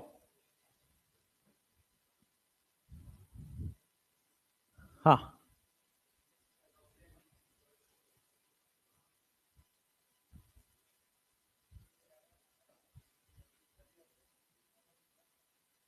हाँ, यही तो बताया था कि आप लोग पढ़ते ये हो, होता ये भी है। ऑक्सीजन देखो, चार्ज किससे डिसाइड होगा, लिखते रहो लिखते रहो। चार्ज किससे डिसाइड होगा कि उसके वैलेंस इलेक्ट्रॉन में उसके वैलेंस शेल में कितना इलेक्ट्रॉन पड़ा है, वो चार्ज डिसाइड करता है। चार्ज बॉन्ड नहीं डिसाइड करता कि 3 बॉन्ड होगा तो एक ही +1 ही आना है। नहीं, बॉन्ड का चार्ज से कोई रिलेशन नहीं है। चार्ज है कि एक्स्ट्रा इलेक्ट्रॉन कितना पड़ा है। तो वैलेंस सेल में वहां पे इलेक्ट्रॉन कितना पड़ा है, एक एक्स्ट्रा इलेक्ट्रॉन पड़ा है, दैट इज चार्ज। समझ में आ रहा है? Second period element hypervalent, मतलब 8 से ज्यादा वाले, नेवर। किस वाले में? हाइपर वैलेंट का बॉन्ड कहां बना है उसमें? सेंट्रल एटम के पास बॉन्ड कहां बना है उसमें, देखिए, आइए देखिए, रुक के बताता हूं। आप कह रहे हो ये वाला O H H H, मैंने बोला 1 2 3 4 5 6 7, यही बोला है। कितने बॉन्ड बना रहा है? 3 बॉन्ड बना रहा है। आप हाइपर वैलेंट का वो क्या पढ़े हो? What is hypervalent? Hypervalent का मतलब होता है वो सेंट्रल एटम जिसके पास 8 से ज्यादा इलेक्ट्रॉन हो, वो सेंट्रल एटम जिसके पास 8 से ज्यादा bonded electron. That is the definition of hypovalent या हाइपरवैलेंट, नॉट इलेक्ट्रॉन। करेक्टेड है? बॉन्ड का इलेक्ट्रॉन देखा जाता है। कोई लोन पेयर पड़ा हो तो उसको कोई फर्क नहीं पड़ रहा है, कोई इलेक्ट्रॉन पड़ा उसको कोई फर्क नहीं पड़ रहा। मान लो फ्री रेडिकल है, फ्री रेडिकल तो हो ही सकता है ज्यादा, क्या दिक्कत आ रहा है? बॉन्डेड इलेक्ट्रॉन होता है। हो गया ये सब, हाइपर वैलेंट हाइपोवैलेंट हो गया ना? हुआ नहीं हुआ या हो गया? हो गया ना, ठीक है।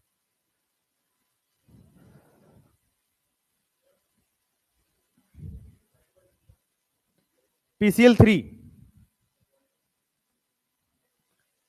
कितने हो गए? और वैसे कितना होता है? तुम नॉन बॉन्डेड भी काउंट कर लो, कितना हो गए? 8 ही तो हुआ। तो वो तो ना हाइपोवैलेंट है ना हाइपरवैलेंट है, वो तो ऑक्टेट कंप्लीट है ना उसका। हाँ, हाइपोवैलेंट, हाँ। जिसका ऑक्टेट कंप्लीट है उसको नहीं छेड़ते हैं, जिसका ऑक्टेट इधर हो या उधर हो उनको देखेंगे बॉन्डेड में। आया समझ में? यस, आएगा ना, बॉन्डेड है, ऑक्टेट कंप्लीट है ना। H2O में कंप्लीट हो गया ना भाई। H2O में कितना हो गया? 8 हो गया ना। H2O में H2O को क्या माना है वो? गलत है वो।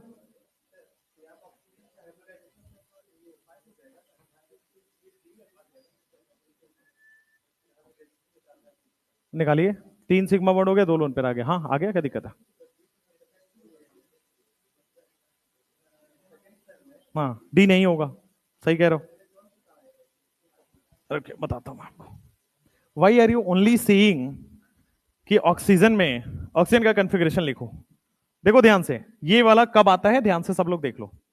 1s2 2s2 2p6 कितना हो गया? 2 2 4 6 10।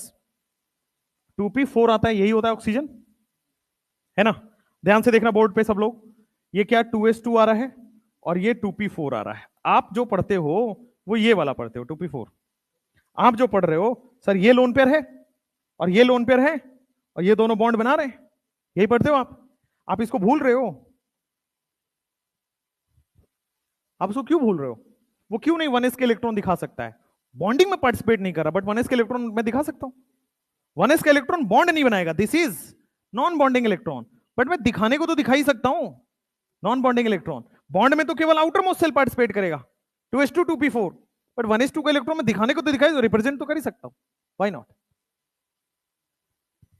लेविस डॉट स्ट्रक्चर में क्या कहा जाता है आपको? यही तो होता है लेविस डॉट स्ट्रक्चर में, कि आप क्या करते हो, इलेक्ट्रॉन्स को रिप्रेजेंट करते हो डॉट से, वो आउटर मोस्ट सेल को रिप्रेजेंट करता है। हाँ तो 8 ही है, 8 ही, 8 से ज्यादा कहां है? 2 2 4 और 4 8। स्ट्रक्चर में आइए, 1 2 3 4 5 6 7, तभी तो प्लस बनाया।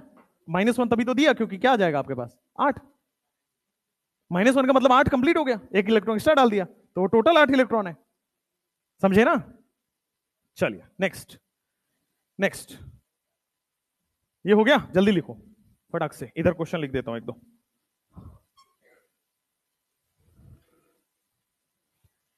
कैल जो भी अंडरलाइन एटम है उसका आपको फॉर्मल चार्ज निकालना है।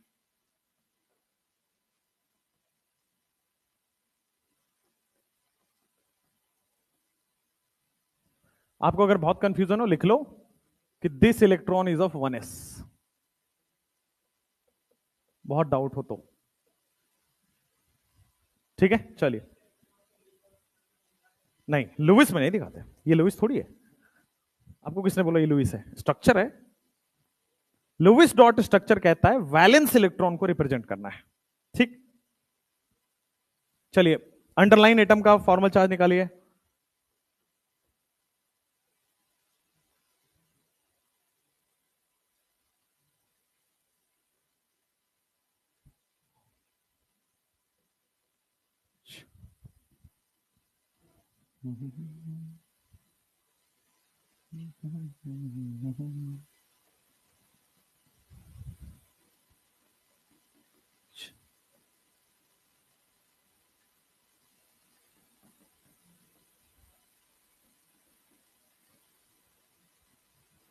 अभी देखो जो जितने भी हैं सारे एक एक हाइड्रोजन कम करके आप प्रॉपर क्लियर हो जाएगा।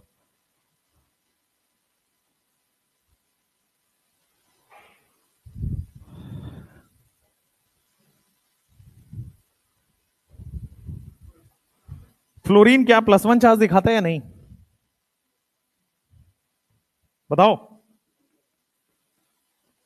फ्लोरीन +1 चार्ज दिखाता है या नहीं? हाँ या ना? फ्लोरीन +1 चार्ज तो दिखाई नहीं सकता, हाईएस्ट इलेक्ट्रोनेगेटिव है। गधे हैं आप लोग।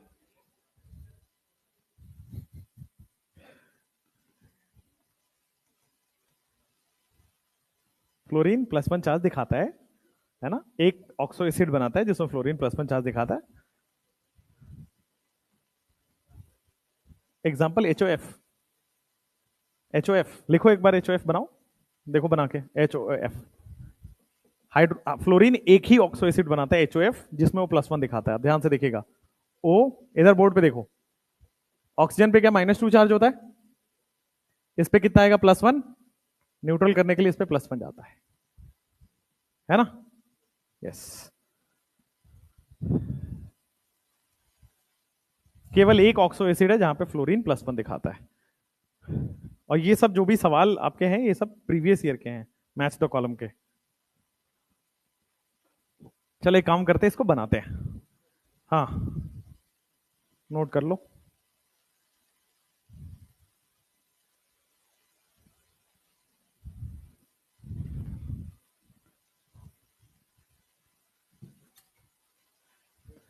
वो सुबह वाला पीडीएफ खोल देना यार इसमें, सुबह वाला पीडीएफ खोल देना इसमें। हाँ,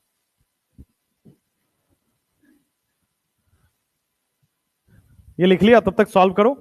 एक पीडीएफ खुलवा रहा हूं मैं तब तक। कोई नहीं, जितना लिखे हो तो सॉल्व करो। इसमें डाउनलोड नहीं होगा ना? हाँ यही वाला था, ओके कर दिया था क्या डाउनलोड? सही है, छोड़ मैं कर देता हूँ, छोड़ो हो जाएगा, हो जाएगा। चलो सॉल्व करते हैं। NH2 में देखते हैं एक एक करके। आपको लुईस डॉट स्ट्रक्चर बहुत अच्छे से पता है, एक बार मेरे साथ बनाएंगे, लुईस डॉट स्ट्रक्चर समझ में आ जाएगा और अच्छे से। आइए, हमें यह पता है नाइट्रोजन सेंट्रल एटम है, एकदम सही बात है।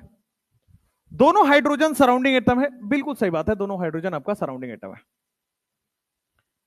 हाइड्रोजन के पास एक वैलेंस इलेक्ट्रॉन होता है, बना दिया। इस हाइड्रोजन के पास एक वैलेंस इलेक्ट्रॉन होता है, बना दिया।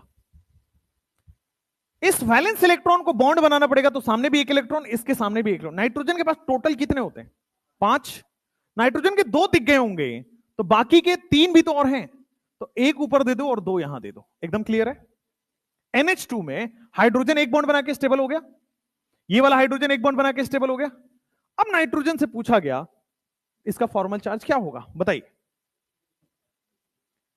नाइट्रोजन पे कितने होते हैं? 5 होना चाहिए, अभी कितना है? 1 2 3 4 5। 2 कहां से दिख रहा है भाई साहब? इधर आओ। इसमें क्या मैंने बॉन्ड और लोन पे दोनों ही तो काउंट किया है, टोटल इलेक्ट्रॉन काउंट किया ना। तो टोटल इलेक्ट्रॉन 7 इलेक्ट्रॉन लिखा था ना, यहां पे बॉन्ड और इलेक्ट्रॉन सारे काउंट कर रहे हैं ना, तो आप 2 क्यों काउंट कर रहे हो? NH2 में नाइट्रोजन के पास टोटल इलेक्ट्रॉन कितना है? 1 2 3 4 5, 5 होने चाहिए थे, 5 हैं, कितना फॉर्मल चार्ज आया? 0 0, formal charge equal to 0। Exam में देखिएगा ध्यान से, एग्जाम में क्या है, मैं यहां बना रहा हूं। फॉर्मल चार्ज NH2 बना दिया 1 2 1। अब वो ऐसे पूछा था एग्जाम में, फॉर्मल चार्ज ऐसे बनाया था 2 लोन पेयर के साथ। ध्यान से देखिएगा, एग्जाम में ये वाला पूछा था, लोन पेयर बना के दिया गया है। अब पूछा जा रहा है मैच द कॉलम में कि करेक्ट मैच करिए फॉर्मल चार्ज का। क्या हो जाएगा नाइट्रोजन का? 2 तो हाइड्रोजन के पास है और 4 यहां पे है, टोटल कितना हो गया? 6। 2 हाइड्रोजन के साथ बॉन्ड में इलेक्ट्रॉन है और 4 ऐसे हो गया, 5 होना चाहिए था, कितने हैं? 6। तो नाइट्रोजन का -1 आ जाएगा यहां पे। यस, तो मैं वही आपको बताने की, समझाने की कोशिश कर रहा हूं। NH2 में फॉर्मल चार्ज 0 भी हो सकता है, -1 भी होगा, डिपेंड्स कि इलेक्ट्रॉन कितना है। समझ में आया? जैसे मान लो NH4 बनाना है, तो नाइट्रोजन के पास NH4 बना दिया, हाइड्रोजन 4 हाइड्रोजन है, 4 सिंगल बॉन्ड बना दिया। नाइट्रोजन के पास कितने बैलेंस इलेक्ट्रॉन होते हैं? 5। 4 तो बॉन्ड में आ गए, एक सिंगल इलेक्ट्रॉन पड़ा होगा। अगर मान लो सिंगल इलेक्ट्रॉन पड़ा हुआ है तो फॉर्मल चार्ज कितना हो गया? 0। लेकिन ये सिंगल इलेक्ट्रॉन हटा दो, अब पूछ रहा है NH4 में बनाइए, तो 5 वैलेंस इलेक्ट्रॉन होना चाहिए था, अभी कितने हैं? 4 हैं, तो क्या लॉस ऑफ इलेक्ट्रॉन हो गया? अगर लॉस ऑफ इलेक्ट्रॉन होता क्या +1 चार्ज देते हैं? वो एग्जामिनर के ऊपर डिपेंड कर रहा है कि इलेक्ट्रॉन कितना दिया है। जैसे यहां पे ये NH3 में, NH3 अगर आपके सामने लिखा है तो आप सिंपली NH3 बना लोगे, NH H H, और नाइट्रोजन के पास 5 होता है, 3 बॉन्ड बन गए, 2 यहां पे पड़ा होगा लोन पेयर। अब अगर ये लोन पेयर पड़ा है तो मुझे बताओ इसका फॉर्मल चार्ज कितना होगा? तो 5 इलेक्ट्रॉन होना चाहिए था, नाइट्रोजन के पास काउंट कर लो, 3 बॉन्ड और 2 लोन पेयर, 5 ही है। 5 का 5 है तो क्या फॉर्मल चार्ज कितना हो गया? 0। हाँ, क्या? हाँ हाँ हाँ हाँ, 1 इलेक्ट्रॉन, अगर एग्जाम में 1 इलेक्ट्रॉन दिखाया हुआ है फॉर्मल चार्ज 0, नहीं दिखा हुआ है फॉर्मल चार्ज +1। बना देता हूं, 1 सेकंड, देखो यहां पे NH4 प्लस ये रहेगा, अब मान लो आपके सामने ये रह गया और यहां पे 1 इलेक्ट्रॉन दिया हुआ है, अब क्या होगा? 5 का 5, फॉर्मल चार्ज 0।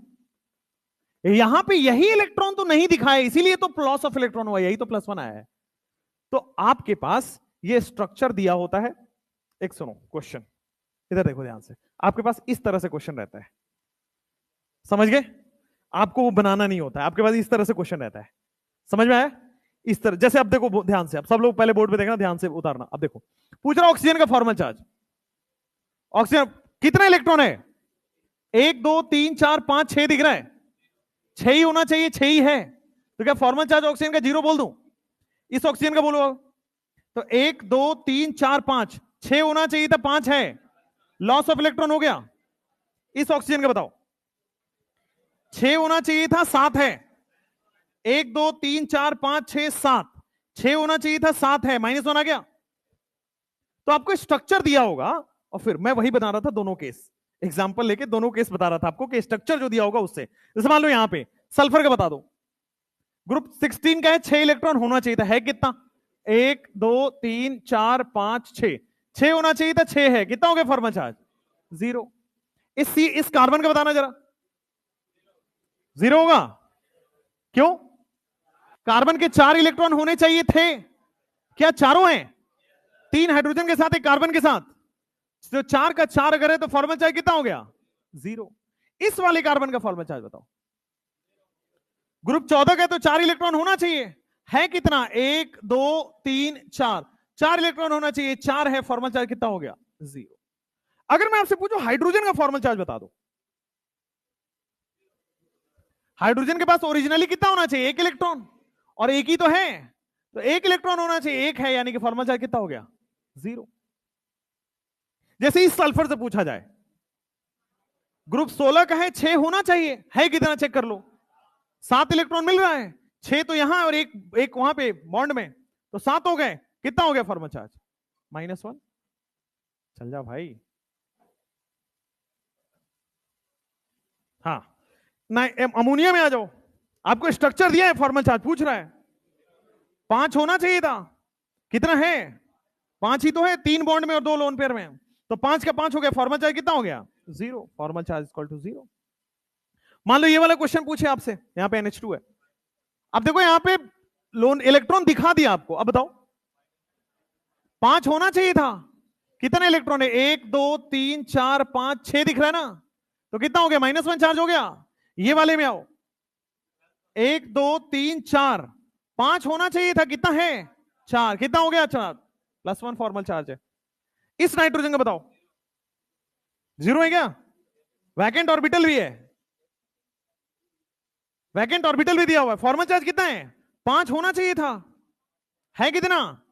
5 ही तो है भाई, वैकेंट ऑर्बिटल बना दो, कुछ भी बना दो, चार्ज कहां से आएगा? इलेक्ट्रॉन से, बॉन्ड से चार्ज नहीं आता, वैकेंट ऑर्बिटल चार्ज नहीं आता, चार्ज कहां से देखना है? इलेक्ट्रॉन से, तो फॉर्मल चार्ज कितना हो गया? 0। इस वाले में देखना जरा, 5 होना चाहिए, है कितना? 4 ही इलेक्ट्रॉन है ना, तो 5 से 4 हो गया, लॉस ऑफ इलेक्ट्रॉन हो गया, +1। यहां पे आ जाओ जरा, इसको लिख लेना हाइपोथेटिकल केस, हाइपोथेटिकल केस है। क्यों लिखा हाइपोथेटिकल केस? नाइट्रोजन के 5 बॉन्ड बन रहे थे। चलो इस नाइट्रोजन से पूछो कितना बन रहा है? 1 2 3 4 5, नाइट्रोजन के 5 इलेक्ट्रॉन हो रहे हैं, 5 होने भी चाहिए थे, तो फॉर्मल चार्ज कितना हो गया? 0। इस नाइट्रोजन का बताओ, यहां भी 0 है, फॉर्मल चार्ज यहां भी 0 है, क्योंकि 5 का 5 ही है। इन तीनों नाइट्रोजन का बताओ,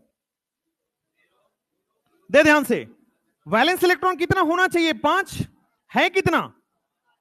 3 बॉन्ड में और 2 लोन पेयर में, तो क्या 5 का 5 हो गया, यानी कि कोई ना लॉस हुआ ना गेन हुआ।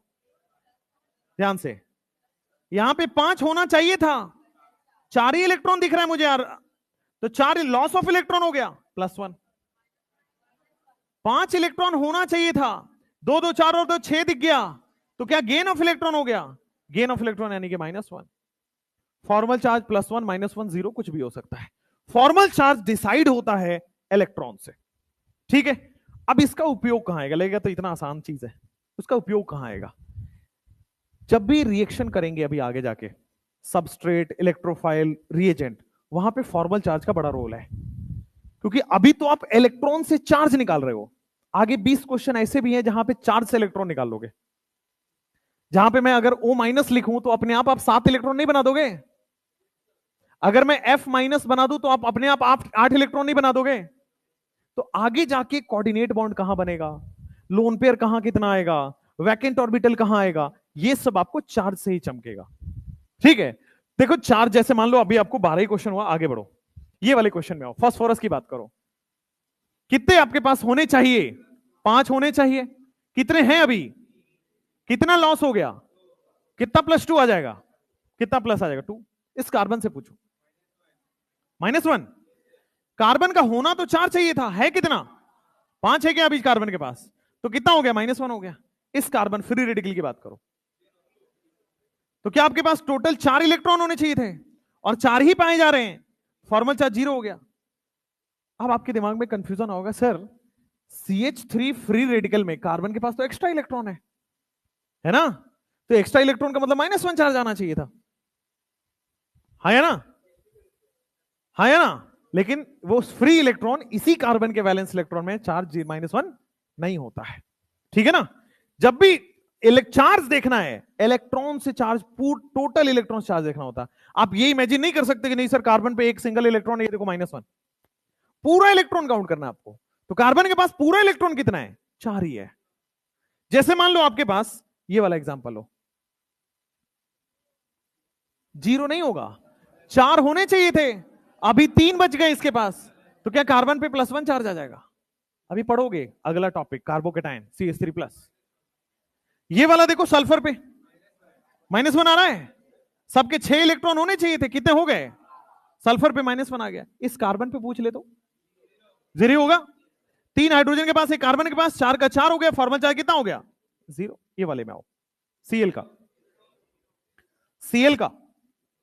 0 आ रहा है, फॉर्मल चार्ज 0 आ रहा है, 7 इलेक्ट्रॉन होने चाहिए थे, है कितने? 7 ही हैं, यानी कि 0 आ गया, 7 का 7 रह गया, ना लॉस ना गेन। जैसे मान लो आपके पास ये वाला फ्लोरीन, कैपिटल एफ है। चार्ज बताओ फ्लोरीन का, -1 होगा।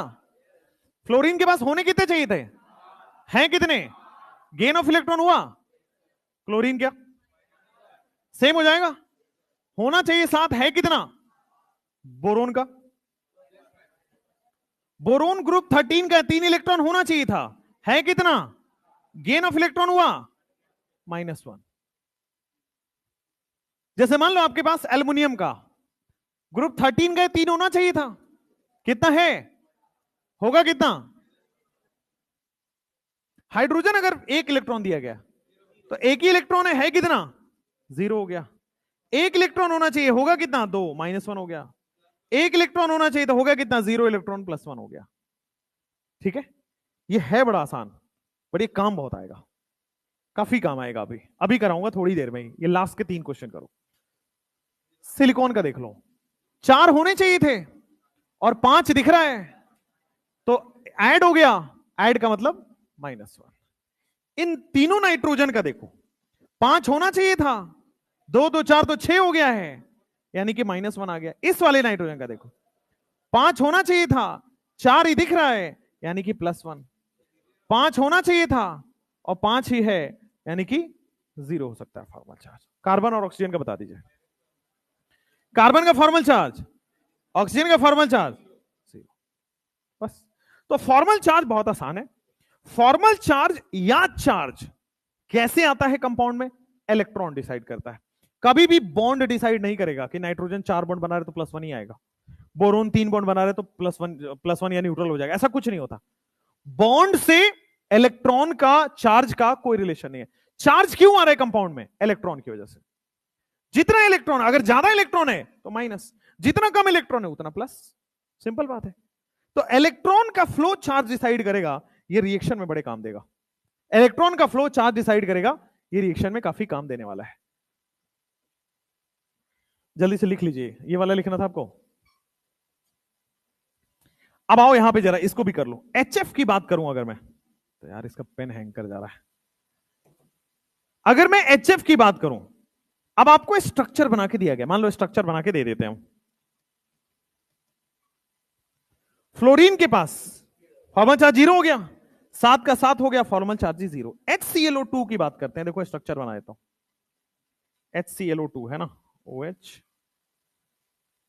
यही है ना HClO2, HClO2, ठीक है। 7 हो गया, 2 3, फॉर्मल चार्ज कितना हो गया। क्लोरीन के पास 7 होना चाहिए था, 7 है, फॉर्मल चार्ज 0। चलो करो, उन सब क्वेश्चन आगे कर चुके हैं, तो इनको आप चाहो तो यहां से इरेज कर दो।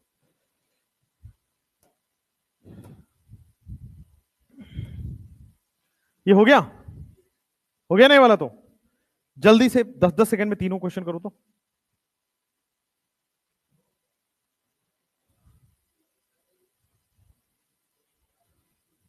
टेन सेकेंड, जल्दी फटाफट। बेटा रोया मत करो, जल्दी लिखो। और इसमें लिखना क्या है, जल्दी जल्दी बना डालो, जल्दी जल्दी बनाओ।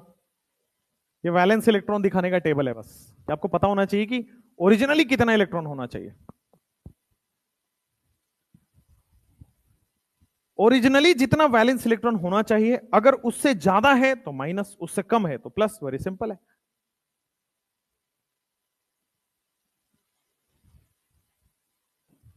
हो गया, 10 सेकेंड, तीनों क्विक।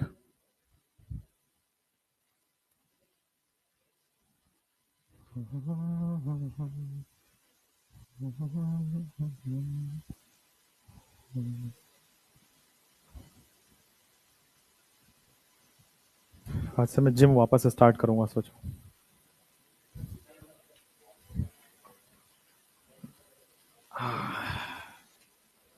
छुट्टी था ना यार 15 तारीख से, जिम भी बंद था 15 तारीख को। हो गया, 3 एग्जाम्पल हो गए, 10 सेकेंड, 10 सेकेंड्स, फटाफट फटाफट। फिर अपन फॉर्मल चार्ज से लोन पेयर निकालना सीखेंगे, जल्दी। टाइम हो गया, टाइम तो होता रहता बेटा। अगली क्लास नहीं, नहीं अभी एमडी से थोड़ा लेट आएंगे। भूख लग गई यार तुम्हें पढ़ाते पढ़ाते। ऐसे बनारस के खाना खा छोड़ के अब फिर यही खाना पड़ेगा यार। बनारस में यार क्या मस्त खाना है। ओहो, पान ट्राई किया था मैंने। I tried it was good, it was good. वहां का लस्सी बहुत फेमस है। हर गली नुक्कड़ पे लस्सी मिल रहा है, और क्या तो लस्सी है भाई। ओहो, लस्सी के ऊपर वो जो रख के देते हैं, आनंद है भाई उसमें, अलग आनंद है ना। ओहो। उसके बाद वो वहां पे कचौड़ी सब्जी बहुत फेमस है सुबह सुबह, है ना। कचौड़ी सब्जी बहुत फेमस है। मस्त आलू की सब्जी देते हैं चने डाल के, और कचौड़ी देते हैं। कचौड़ी में कुछ तो फीलिंग रहता है, कुछ अलग तरह का कचौड़ी है वो। तुम लोग को बस वही सब दिखता है क्या यार, डिस्ट्रक्टिव चीजें, भांग खाए कि नहीं, है ना। हद हो गई मतलब। तो थोड़ा सा सब भी बनो यार। हो गया।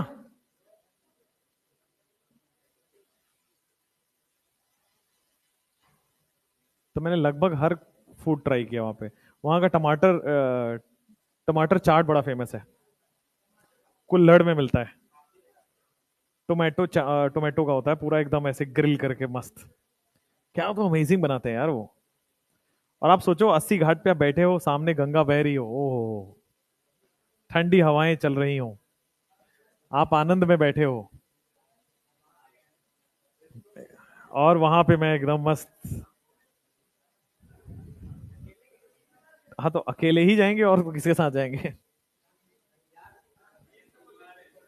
बीएन सर भी गए थे, बट मैंने सोचा कि ये बैचलर ट्रिप रहनी चाहिए, फैमिली ट्रिप ने थोड़ा सा।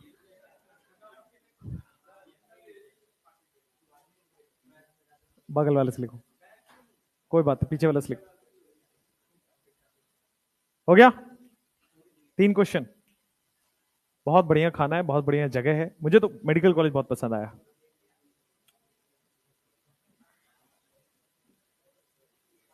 वहां के बच्चे बोल रहे कि सर यहीं रुक जाइए हॉस्टल में। हमने कहा भाई अभी अभी ठीक कमा ले रहा हूँ। उनका हॉस्टल अच्छा है, बुरा नहीं है। आप सोचो आपके हॉस्टल के रूम के बाहर पेड़ दिख रहे हो, आप बाल खोलो तो आपको वो बंदर नहीं आता है रे। बहुत पेड़ पेड़, बहुत बहुत अमेजिंग जगह है ना। रोज शाम में क्रिकेट होता है 4 से 7, और प्रोफेसर भी खेलता है आपके साथ, आप भी खेलो, है ना। बैडमिंटन है, बैडमिंटन है वहां पे, सब सब गेम है, every game. Volleyball, kabaddi, tennis, squash, सब कुछ। हो गया ये। हो गया। स्क्वॉश खेलता है कोई यहाँ पे? स्क्वॉश खेलता है? क्वेश्चन क्वेश्चन, गलत क्वेश्चन। मैंने गलत क्वेश्चन पूछ लिया आपसे। स्क्वॉश नहीं खेलते आप लोग?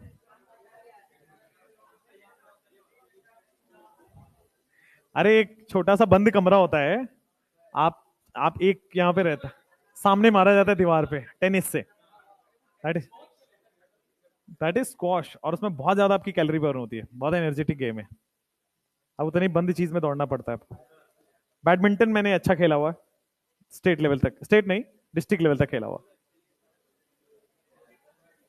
डिस्ट्रिक्ट लेवल तक, कबड्डी बड्डी नहीं खेला यार। हो जाएगा क्यों, तुम लोगों का जो गेम है ना। लिखो जल्दी, फिर कहोगे जल्दी। हो गया। चलो।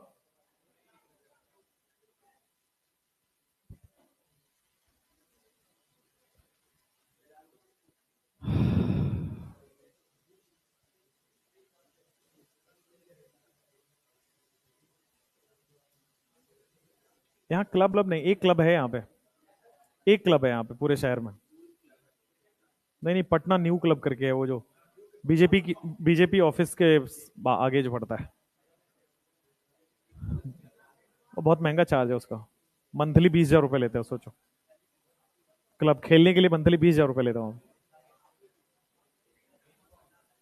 सारे गेम है, सारे गेम है, गोल्फ वोल्फ भी है वहां पे।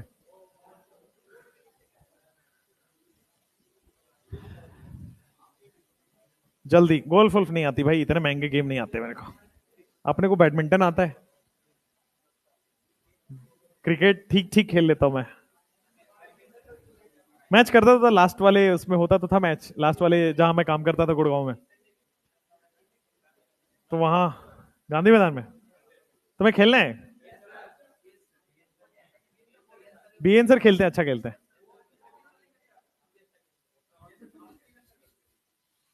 मैं बॉलिंग करता हूँ, बैटिंग नहीं करता मैं।